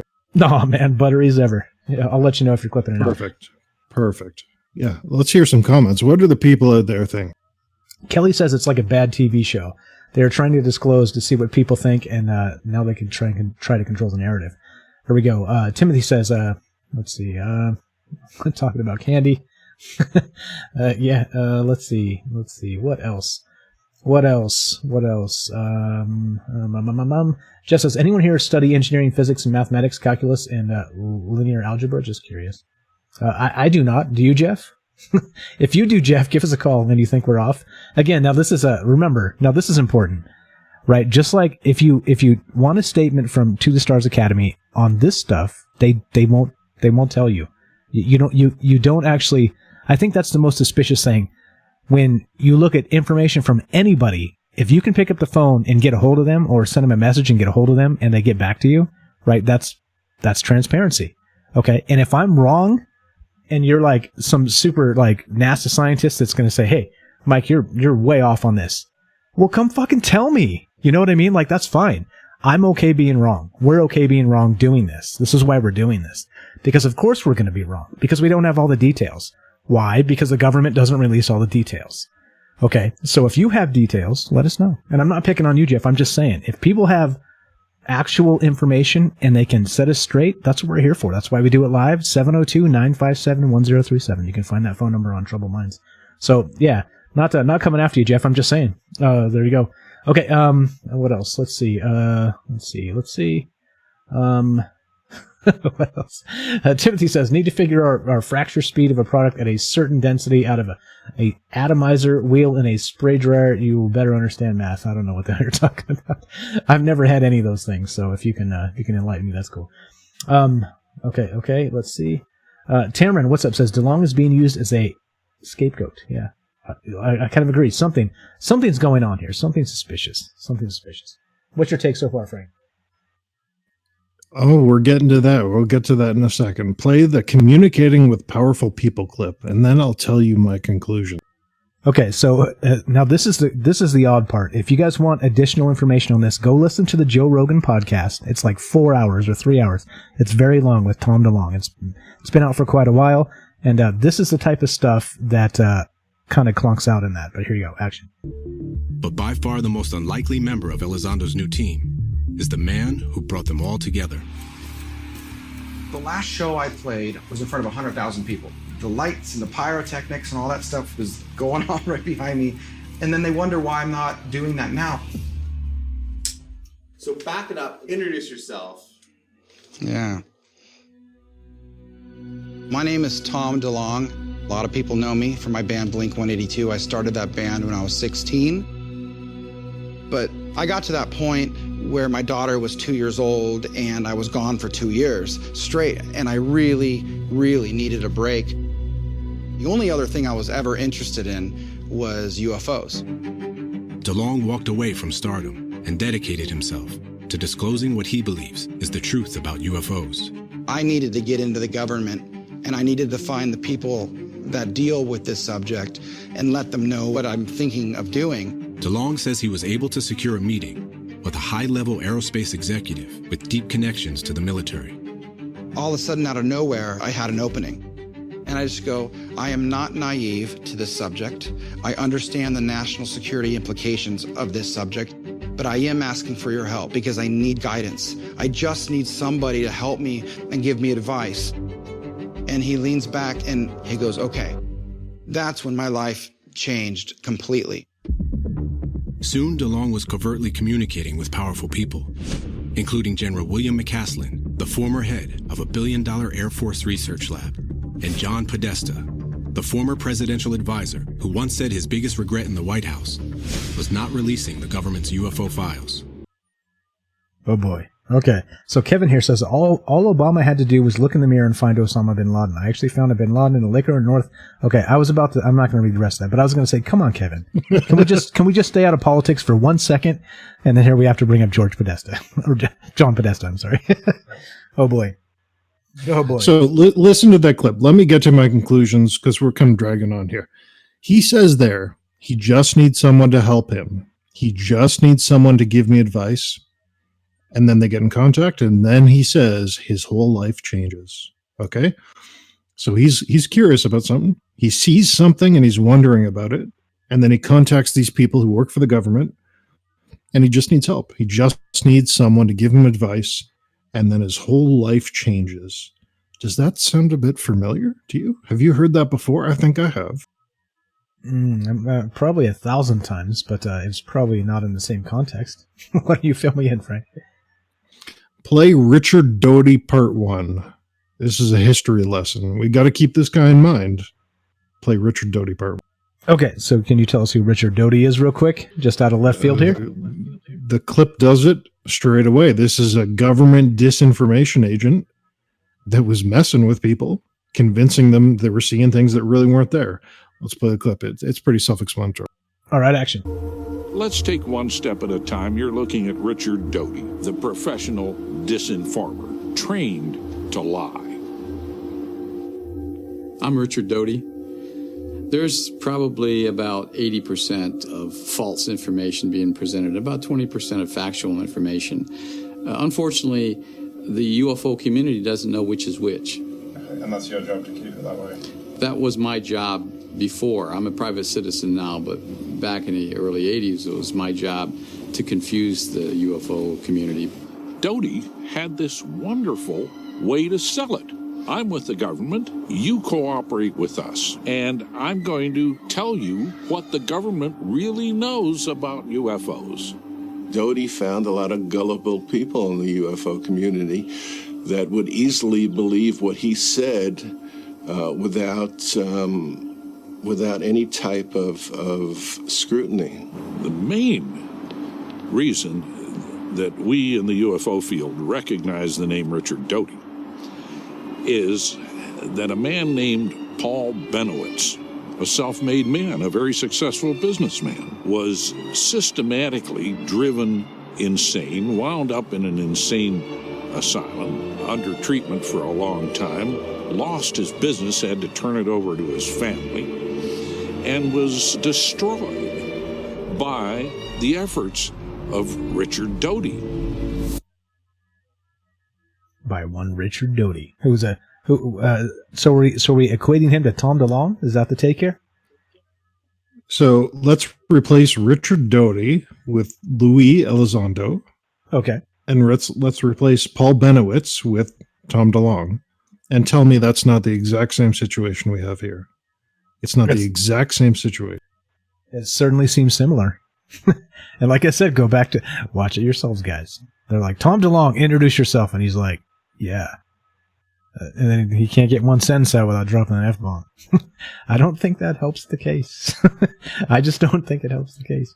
Okay, all right, so I'm with you so far. Richard Doty, Paul Benowitz, and yeah, okay. Disinformation, this has happened before, is the point here, right? Yeah, and again, listen to what he said, is he has a very particular way of selling it. Someone comes to him and says, I want to know what's going on. I really want to find out. I need some help. I need someone to give me advice. And then this guy comes out of the woodwork and he lies and he lies and he lies. So much so that Paul Benowitz ended up in an asylum. He lost his business. He lost everything. And what's Tom DeLonge doing? Well, he quit the band. He's working for these guys. He's making stuff up and none of the details match. He's taking people's money. This is all headed to disaster. In your opinion, Frank, in your opinion. In my opinion.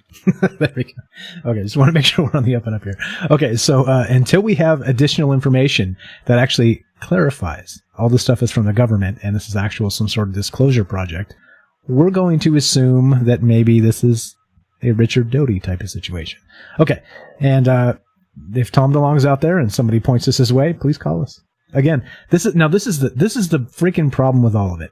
If the dude just picked up the phone like a dozen times and talked to some people, like he could clear that up, right? If they had actual answers, they could clear this up. All the misunderstandings, right? I'm not going to say disinformation because that's not fair. Let's give them a chance to actually explain themselves. Call us, Tom DeLonge, if you're out there. Okay, so all right, so we got the Doty part 2, or anything else to add on that, Frank? Yeah, I want to add they've had a chance. People have been like Tyler Rogoway and John Greenwald. They've given them chances to explain themselves. This has been going on for 6 months now. They've been asking them for additional details, and every time they come back and they say nothing. So they've had their chance to explain themselves, and they're choosing not to do it. Let's play part 2. All right, part 2, Richard Doty and action. I began a dialogue with Paul, trying to find out everything he had. And as I did, then I learned that a lot of the information he had wasn't anything to do with a Soviet threat or some kind of hostile threat against Kirtland. It was information that he had gathered because of the fact he was a scientist and because he had sensitive and sophisticated equipment. He was collecting emissions coming from the base. And we had to decide on what we were going to do then. Were we going to allow this to happen, or we were trying to convince him otherwise? So we kind of planted the seed in Paul that what he was seeing and what he was hearing and what he was collecting was, in fact, probably maybe UFOs. By 1988, things were so bad that his family decided to take him to a psychiatric facility and see if they could try and save his life. And he said that aliens would come at night through his wall and inject him with something that would make him get in his car and drive out into the desert. And he didn't remember what he was doing or why he went. Years later, I sat down with Paul at dinner and told Paul exactly that everything we did was a sanctioned counterintelligence operation to convince him that what he was seeing was UFOs, and that what we didn't want him to know was that he tapped into something on the base, and we didn't want him to ever disclose that. Paul looked at me and said, "You don't have to lie to me, Rick. I know it's UFOs related." Oh, I know it's UFOs. So they planted this into his head. They led the guy. They fed him breadcrumbs and made him think he was crazy. And so even when there was unrelated things, he knew they were UFOs. Interesting. Yeah, let's draw the parallels there again. We have Tom DeLonge. He's sending emails to Podesta. He's shooting all these information out. He's trying to get all this information. George Knapp said it in that clip we played earlier. He's hitting the streets. He's trying to find information out. He's contacting powerful people. And here we have Paul Benowitz. What's he doing? He's doing it by himself. He has this sophisticated equipment. He's collecting all this information. He's learning things he shouldn't, just like Tom DeLonge. And then who shows up? Richard Doty. And he messes this guy in the head. And while who's showing up here, in my opinion, Luis Elizondo doing the same thing. Interesting. All right, so we got some parallels here. What do you guys think? Yeah. It's is this we've long thought that there was something fishy here. Yes, Finding Nemo fishy. Somebody mentioned that a ways up. That fishy or worse. And yeah, I don't know. I mean, do you think we're just we're on this tangent where we're like Frank and I are obsessed and we have like a man crush on Tom DeLonge or something? Or do you think there's actually something really happening here? Do you think there's some kind of... Is Tom DeLonge himself confused? Is Luis Elizondo, Lou as they call him, if you're his friend, is he leading this? What's going on here? Again, the more I hear about it, the more I raise my eyebrow. And the higher I raise my eyebrow, I realize I can't raise it any further. You get my meaning?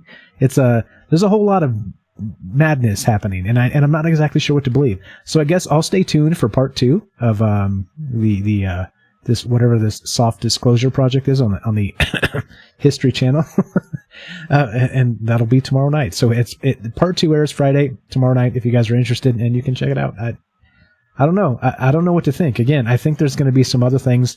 It may be a fine story, right? It may be like a nice. Sit down, have a couple beers, eat some popcorn, and hey, there's aliens. Aliens exist, right? But I don't know. Beyond that, I'm not exactly sure where this is heading. I think we have some problems there. I think I've figured out where it's heading. I think I figured out where this is all going. Okay. Do you have a guess? Okay. Okay. Do I need to get a beer for this? Because I'm fresh out. Okay, you should go get a beer. But I'll tell you, go take a break. I'll rant for a bit. So anyway, this is clearly there's something going on here. Clearly, some of these details aren't lining up. Now, if this is official UFO disclosure, all they have to do is say it. All they have to do is address these claims and say, hey, I worked for AATIP, but it was kept secret because of this and this forum, all this kind of stuff, right? It's very clear that they can iron out these details. They can explain it away, but they've chosen not to. And because they've chosen not to, it makes me very suspicious. It makes a lot of people suspicious, especially when you get the Washington Post and the New York Times writing articles and not asking any of these questions. They're not asking a single one of these questions. It is kind of strange. So I think they have an end game, and I think I figured it out. And I think they give away the plot in the first episode of this show. I think they really explain where they're going, where they're headed, and what the reason for doing it is. So you ready for this? Of course. Let's play Endgame Part 1. All right, let's hear what they have to say. Action. Elizondo is driving across the country when one of the pilots, retired Navy Commander David Fravor, calls to tell him the unprecedented meeting has just taken place. Fantastic. And they asked you some hard, good questions? On the record? Oh my God, phenomenal. Fravor tells Elizondo that he and his wingman pilot met in secret with members of Congress responsible for national security. Holy dude. The senators don't want their names revealed because of the sensitivity of the issue. The press was not informed, and the meeting is not found on any official schedule. Do you feel positive that it was well received? Well, congratulations. You just made history, brother. Again. For the first time in history, U.S. senators were briefed for the record on UFOs affecting U.S. military aircraft and operations.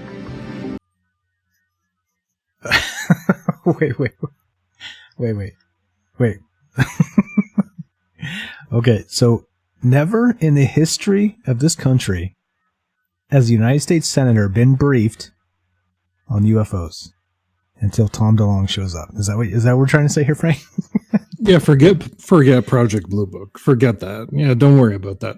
Can we play the very end of that clip there? Just to listen to the tone of his voice as he's saying that final statement. If you could do that, that'd be great. Right. Let me see. Let me see if I can do this. Elizondo is driving across the country when one of the pilots, retired Navy Commander David... No, without playing at all. Yeah, this software has its limitations. Okay, anyway, the point I was trying to make is he was reading a line there. And that line was important enough that it was scripted. I don't know if you can tell when someone's reading something, and you can tell when someone's just spitballing. Like the tone of the voice changes. You get what I'm saying? Yeah, exactly. Like when I'm actually speaking, I'm like, yeah, what's up? And then when I'm reading, I'm like, yeah, I totally do it. So he was reading a line at the end there that for the first time, UFO disclosure is being brought to the government, being brought to these senators. And I think this is the key, is they want that to happen. Now, why is that? I'll get to that in a second. Let's open up petitions.whitehouse.gov. You see this link in here? Pull this open. This is useful idiots at work. Useful idiots signing a petition. We the people demand public hearings disclosing our government's knowledge of the UFO issue. So they want public hearings about this History Channel information. And it looks like 990,000 people have signed it. Useful idiots, all of them, saying that we need Congress to get involved. We need the Senate to get involved. We need regulation. We need to figure out what's going on here. Do you see this petition? Yeah, so are we saying that Marco Rubio is going to walk into the Senate floor and he's going to regulate UFOs somehow? What the hell's going on? No. Play Endgame Part 2. This is going to blow your mind. I think I've cracked the case. Endgame Part 2, play it. Okay. It's not Marco Rubio. It's somebody else. Action. For Elizondo, this meeting is the first step in an effort to wake lawmakers up to a serious threat to national security. How does the story end? I have no idea who it was or what it was. Maybe it's Elon Musk or somebody out there coming up with some, disruptive technology that's going to change our lives, like an iPhone. If you'd show me an iPhone when I was in high school, I would have thought it was voodoo magic. I hope it ends peacefully. Did you catch that? I think we need to play that a second time. Play that a second time. Listen very carefully. She's reading a line, too. You can hear that in the tone of her voice. Play that a second time. We need to hear that again. For Elizondo, this meeting is the first step in an effort to wake lawmakers up to a serious threat to national security. How does the story end? I have no idea who it was or what it was. Maybe it's Elon Musk or somebody out there coming up with some, disruptive technology that's going to change our lives, like an iPhone. If you'd show me an iPhone when I was in high school, I would have thought it was voodoo magic. I hope it ends peacefully. I think you're right. Disruptive technologies. Disruptive technologies, and they hope it'll end peacefully. Do you see where I'm going with this? Yeah, it sounds like we need to invade Iran. Oh boy. Yeah, I don't know. So go back and listen to that. Just like Frank said, it does sound like, now that I'm listening for it, I think you're right. She's reading the line. So at first, when she's describing things, she pauses naturally, says, thinking about what she's about to say when people kind of, shoot from the hip when they're speaking. But then at the end, there's none of that. It's, I think you're right. I think she's reading the script at the end there. Interesting. You're on to them, Frank. They can't get anything by you. Let me make a couple disclaimers here before I lay the theory out in full. First of all, I'm joking. Don't take me seriously. Wink, wink. Second of all, this is all in my opinion. Don't sue me. Okay. Those are the disclaimers out of the way. We've seen the space race going on. We've seen Blue Origin. We've seen Virgin Galactic. We've seen SpaceX. They're all going to space. They're all in a space race to go to the moon, to collect the resources, to go mine the asteroids. And the government, I'm thinking because they know that the first asteroid they haul back that's full of platinum, the very first one, is going to crash the economy on Earth. These corporations will become entities all to their own. They'll have more power than God and more money than God too. So did you listen there? These disruptive technologies from Elon Musk must be regulated. So I think they're putting this whole UFO play, and it is a play. I think they're putting it on in front of our faces to get the Space Force going, to get this moon base going, to get this intermediary lunar gateway going, so they can control this. I think this is all about regulating space. And they're tricking us by saying, oh, the UFOs are from space. Remember that, the transmedium travel, they said they came from space, even though there's no proof of that. I think this whole thing's about getting Congress to wake up and regulate the space race. That's a pretty crazy theory. That's what I think, though.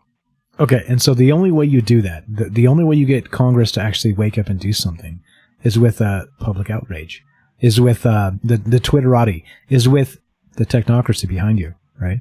Those are the ways, the major corporations. And if you can get any voice from the people, from the tax-paying public, of course, the politicians have to pay attention, right? So what is this? Here we are looking at this petitions.whitehouse.gov. Created by DD on June 5th, 2019.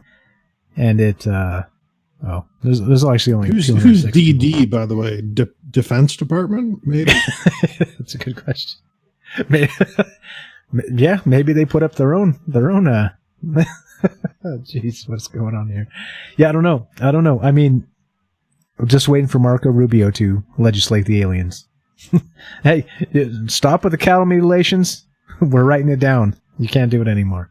You know what's going on here.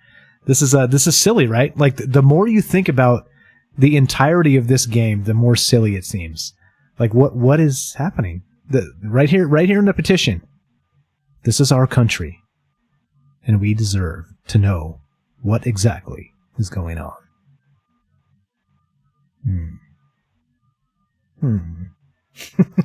Anyway, if you have takes on this, call us, 702-957-1037. We do this live because if we're full of shit, we want you to tell us. All right? That's it. That's why we do it live. We could do it and not read chat, not take phone calls, not get you on Discord. We can do that. Everybody does that. We can do that. We're not doing that. If we're wrong, if we're off base, if you think Frank's full of crap, if you think I'm full of crap, please call us. If you think we're onto something, call us. If you have show feedback, you want to say hi, call us.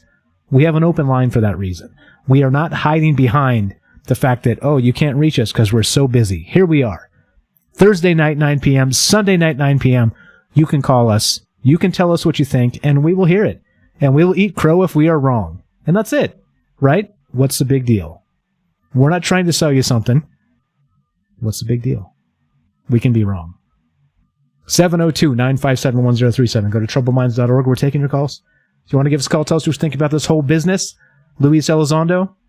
Lou, if you're his friend. Tom DeLonge from Blink-182. If you like their music and you think I'm wrong, I'd love to hear it. And, we the people.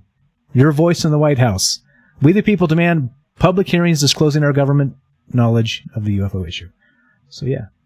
Tell us. What do you guys think? If you're too shy, type in the chat. We'll read it. But I don't know, Frank. You think that's it? You think it's as simple as that? We're trying to regulate Elon Musk and steal the asteroid belt for the government instead?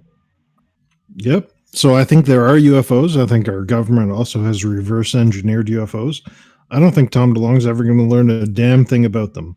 I don't think we're ever going to learn a damn thing about them. They're going to keep them secret forever.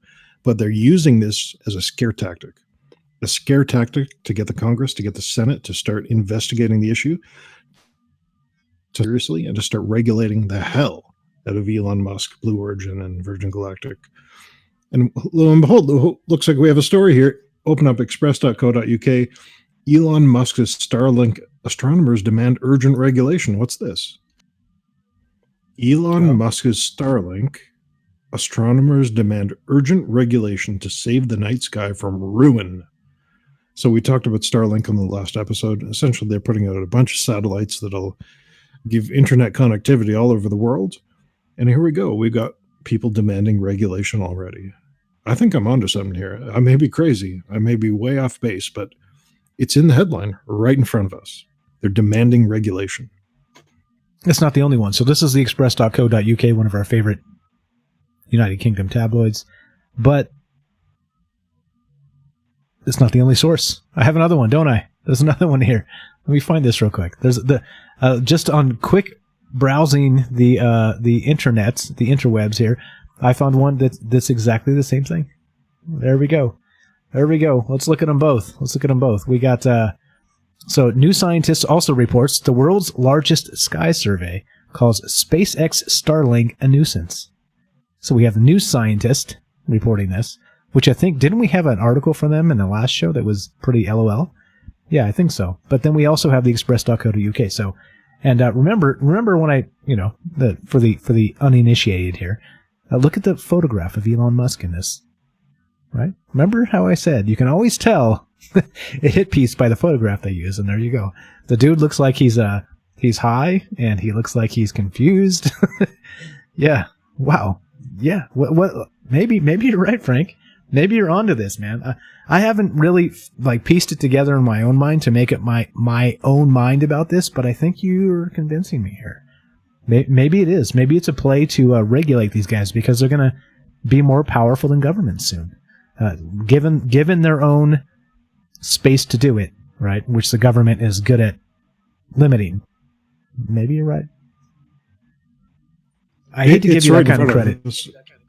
Open up Forbes.com. You'll see the same thing. The race to mine space. This is an article. It's a great article about the race to mine space. And they say here, space is the next gold rush. Serious plans are being made for the mining of the moon and nearby asteroids using smart robots and humans.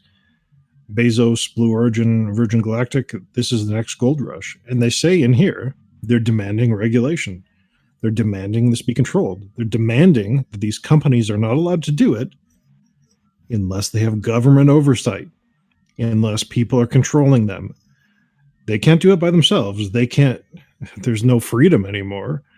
The government, big daddy government, has to control SpaceX. It's right in front of you. Forbes Business Magazine. There you go. So I think this is what this is all about. This is a scare tactic to get people to pay attention to space, to wonder what's up there. And I can guarantee we're never going to learn a damn thing from the government about UFOs. I can guarantee that. Well, until they need some sort of false flag event to steal the rest of our freedoms, I think then we'll have full disclosure in a fortnight, and that'll be that. It'll be a wrap.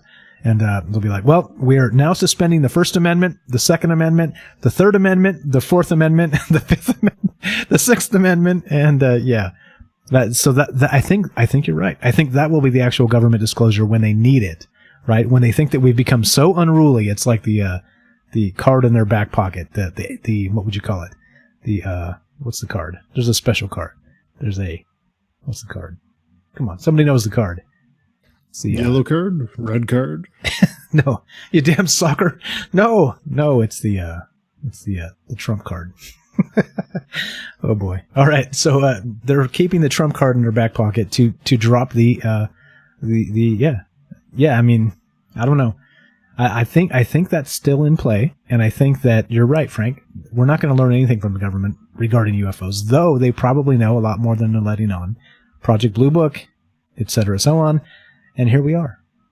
Instead, we have Tom DeLonge from a fabulous band named Blink-182.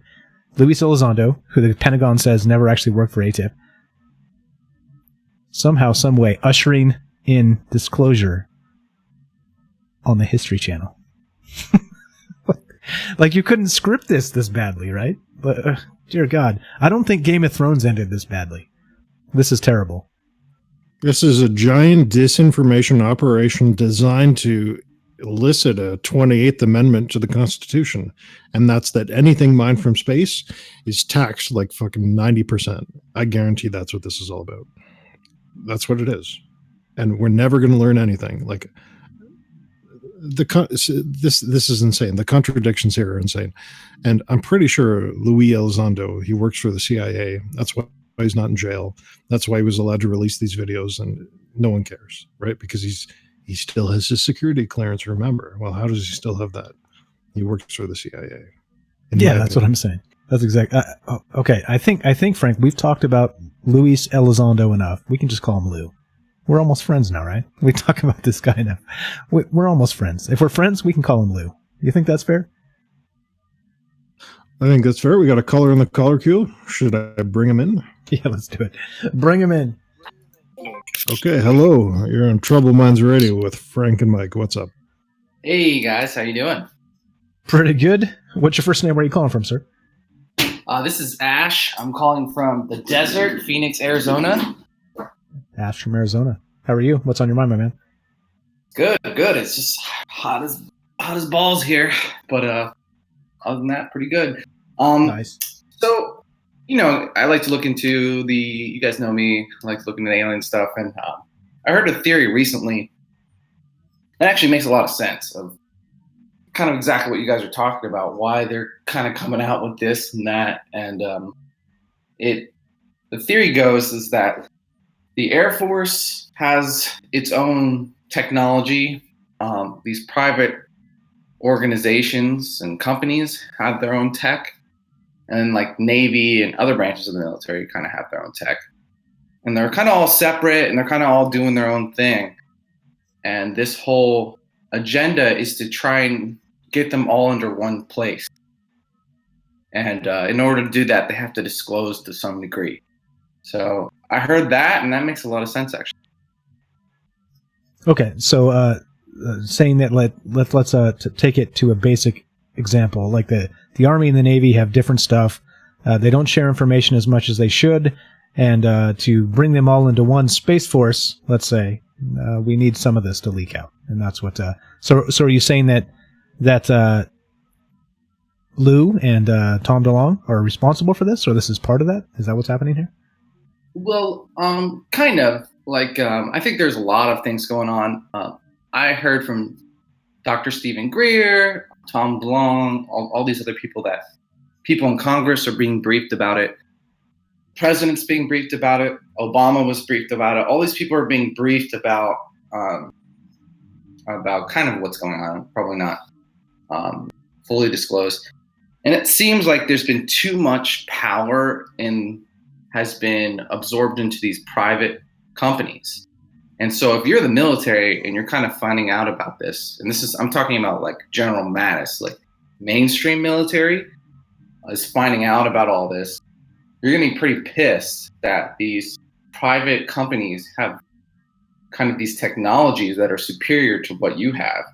And I imagine also other governments, the Russians and the Chinese are, you can call it a conspiracy theory all you want, but if you're a government, you're going to be interested in this, right? So I'm sure that they are progressing at a certain level as well. So we got to compete with them, and we can't just be mucking around, So I think it's kind of the world is catching up, and there's pressure to kind of like do it right. So that may be the case. I've always been concerned that it's all because of the fake alien invasion.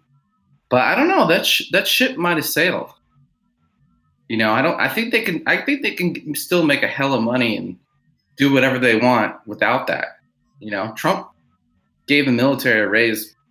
His excuse was because they weren't well funded or something. Space Force. So yeah, that's.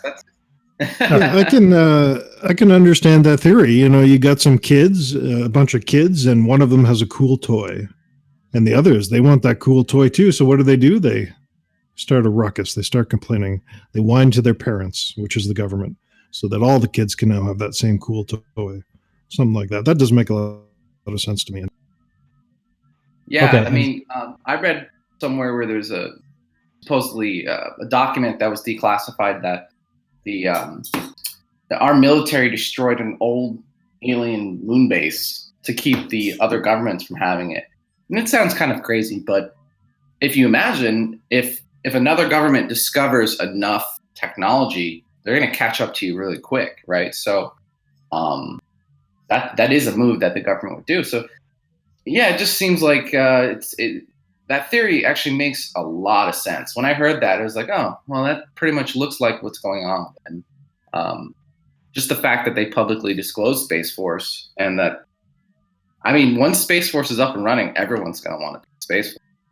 Like, screw all the other branches. Well, I'm definitely transmitting my application to the Academy, so this is, as soon as it's available, you let me know. Give me the link. I'm interested. But no, I think you're right. I think you're onto something here. And again, right? Like, think of all of the things in play, right? We have the media in play, and look at. Remember, for about the last week or 10 days, we've been talking about how they pivoted hard. Like, this was on Tucker Carlson, for crying out loud, right? I don't know if CNN covered it, but I don't watch that crap. But I don't really watch Tucker either. But it was actually there in the mainstream media. So again, what's the play here? Are they just trying to sell that History Channel business? What do you think, Frank? I don't know. I'm at a loss because it's coming from so many angles. And so here we are in the middle of this, kind of digesting all this information and trying to parse it and figure out what the hell's happening. And literally none of it makes sense, right? Am I right? None of this makes sense at all. Other than, right, like the things you guys are saying kind of line up. But then again, we have all these unanswered questions about Lou and about Tom DeLonge and about the History Channel and why is this guy not in jail and why is Reality Winner in jail and why is James Comey not in jail? And you know what I mean? What's his name? Julian Assange is in jail. Like, there's leaks constantly, and they pick and choose. And so, I don't know. It just seems... Actually, go ahead. I have a theory about the Julian Assange. I think that the real collusion was Trump working with Julian Assange. I think that's the real collusion. That's the collusion that's the no-no, that if it was exposed, it could cost him his presidency. And so why would, when Julian Assange, when he's being arrested, randomly yell, beware of the Trump presidency? He's a terrible actor, and it's just stupid. It seems as if he's working with the NSA, the Q, that whole faction to basically, I mean, around the time when it was critical in the election for this stuff to come out and then swing it in Trump's favor, you know, Assange was the one who had that information, and it was kind of like everything he released was pro-Trump, basically. And so it just seems like they've been coordinating the whole time.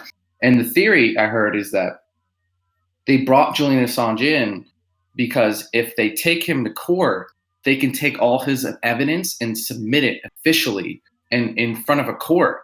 Then you could use that and say, look, this stuff is real, right? And so I think that's the play, is that then you can't say it was Russians. You literally can say, like, it was Julian Assange. And that's the same move that they did when Trump's lawyer got raided.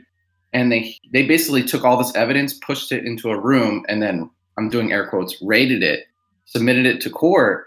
And now you have that, like, legally submitted, and you can use that legally to, like, make indictments and do stuff with. And I think it's a similar kind of play. Yeah, once it hits that point that you call it discovery. Any take on that, Frank? It sounds as plausible as anything. It's impossible to tell, though. That's the issue nowadays, is who knows? It's a goodest theory as any, a goodest theory as I've heard, but how can you tell? How do we know? It's impossible. There's no truth anymore, is there? Yeah, and with deep fakes, they're already starting to do the deep fake stuff. They just say, you know, it's edited video. You're not going to be able to tell what's real anymore. So that's kind of crazy too. But yeah, that's my theories, guys. I just want to kind of share some of that information, share some of those insights. And yeah, I think they're just rolling a disclosure out very slowly, and it's just to kind of get it all under one hood. They're probably not going to disclose the real truth. it doesn't seem like they're going to really tell us the truth about aliens, whatever that is, and that they're just going to try and get some more money and get it all in one place. But yeah, definitely. I think that's the one thing we can take away is that we're never going to know anything. Thanks for the call. Okay, Appreciate there that, we Ash. go. Ash from Arizona. Makes a good No, point. always a great call. Always a great call. No, go ahead, Frank. You're about to say something. Yeah, we're never going to know.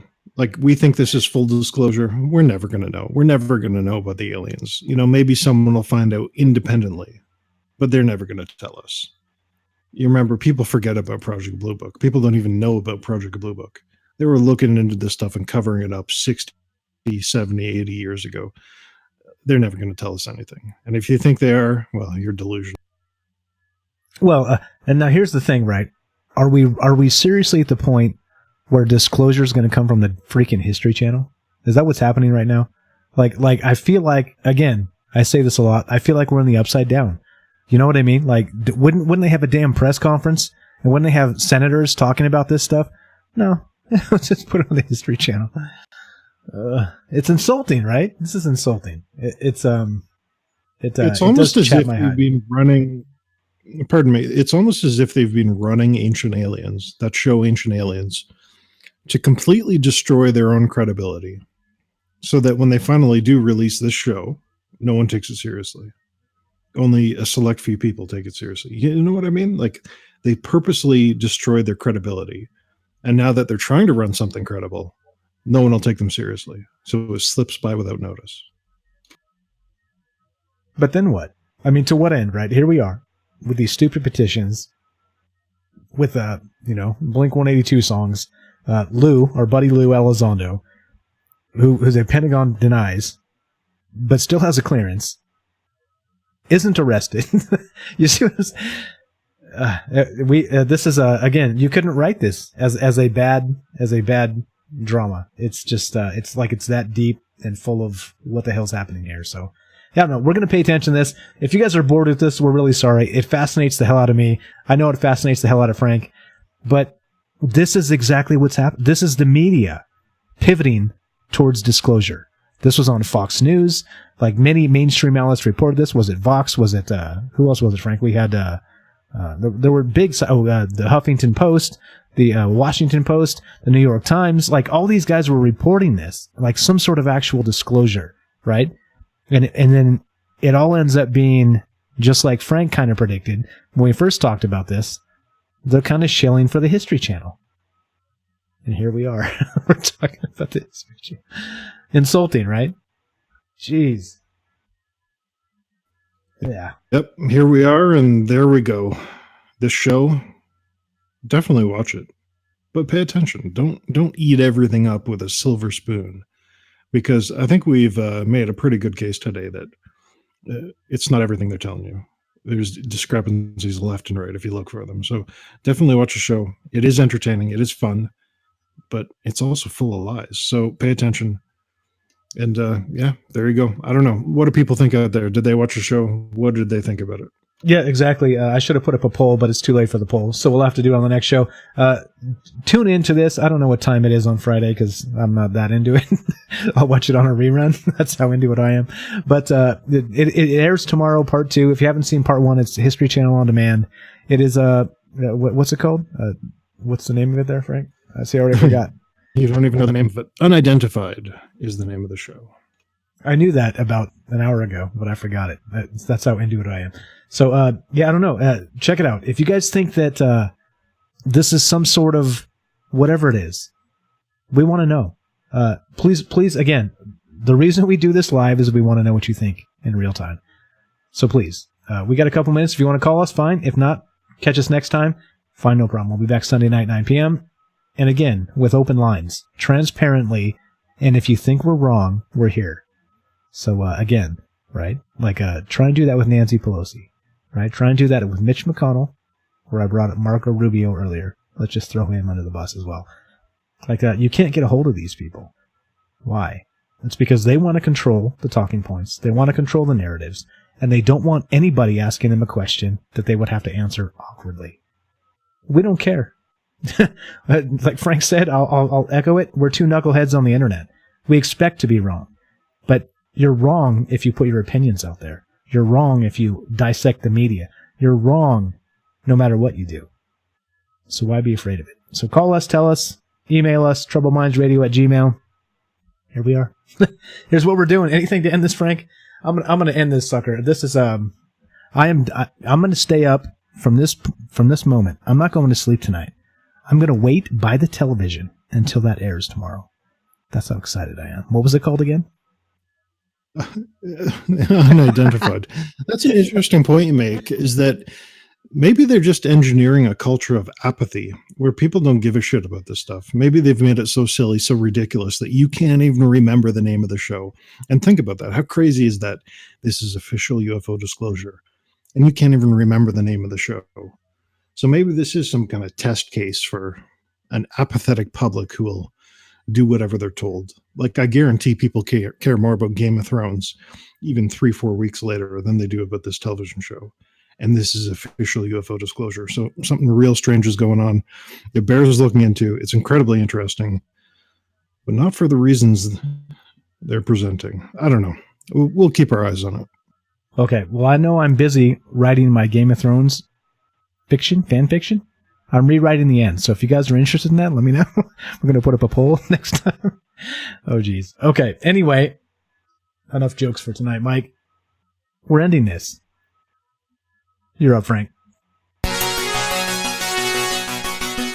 That's a show. Stay tuned next time. We'll keep covering these topics: Bigfoot, witches, flying people, chemtrails, all this kind of stuff that they don't want us to talk about. If you have show suggestions, please do join the Discord, post them in there. Great stuff. Great research going on in there all the time. Yeah, we're going to keep it going. We're going to keep looking into the cracks and crevices and figure out what's going on. I think we're one step closer tonight. There it is. So if you guys like the show, you know what to do. Go to troubleminds.org. That's the official website. You can join the Discord. If you join the Discord, we drop links in there that are too hot for the show. Because if you say some particular words, the algorithms are out searching in real time to take you down. So join the Discord. The conversation happens over there 24 hours a day. If you haven't done it, do it. There's a lot of smart people over there, a lot of good links, a lot of good discussion, and a lot of good name calling. So bring your best names. And yeah, that's what we're about. So if you go to troubleminds.org, you can join the Discord and continue the conversation. And I'm just kidding. Don't call each other names. It's not nice. Yeah, here we are.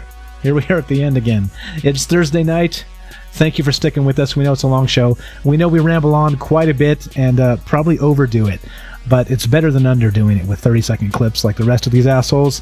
So here we are, trying to overdo it. What would you call us, Frank? Are we tryhards? Or are we half tryhards? I don't even know. Oh boy.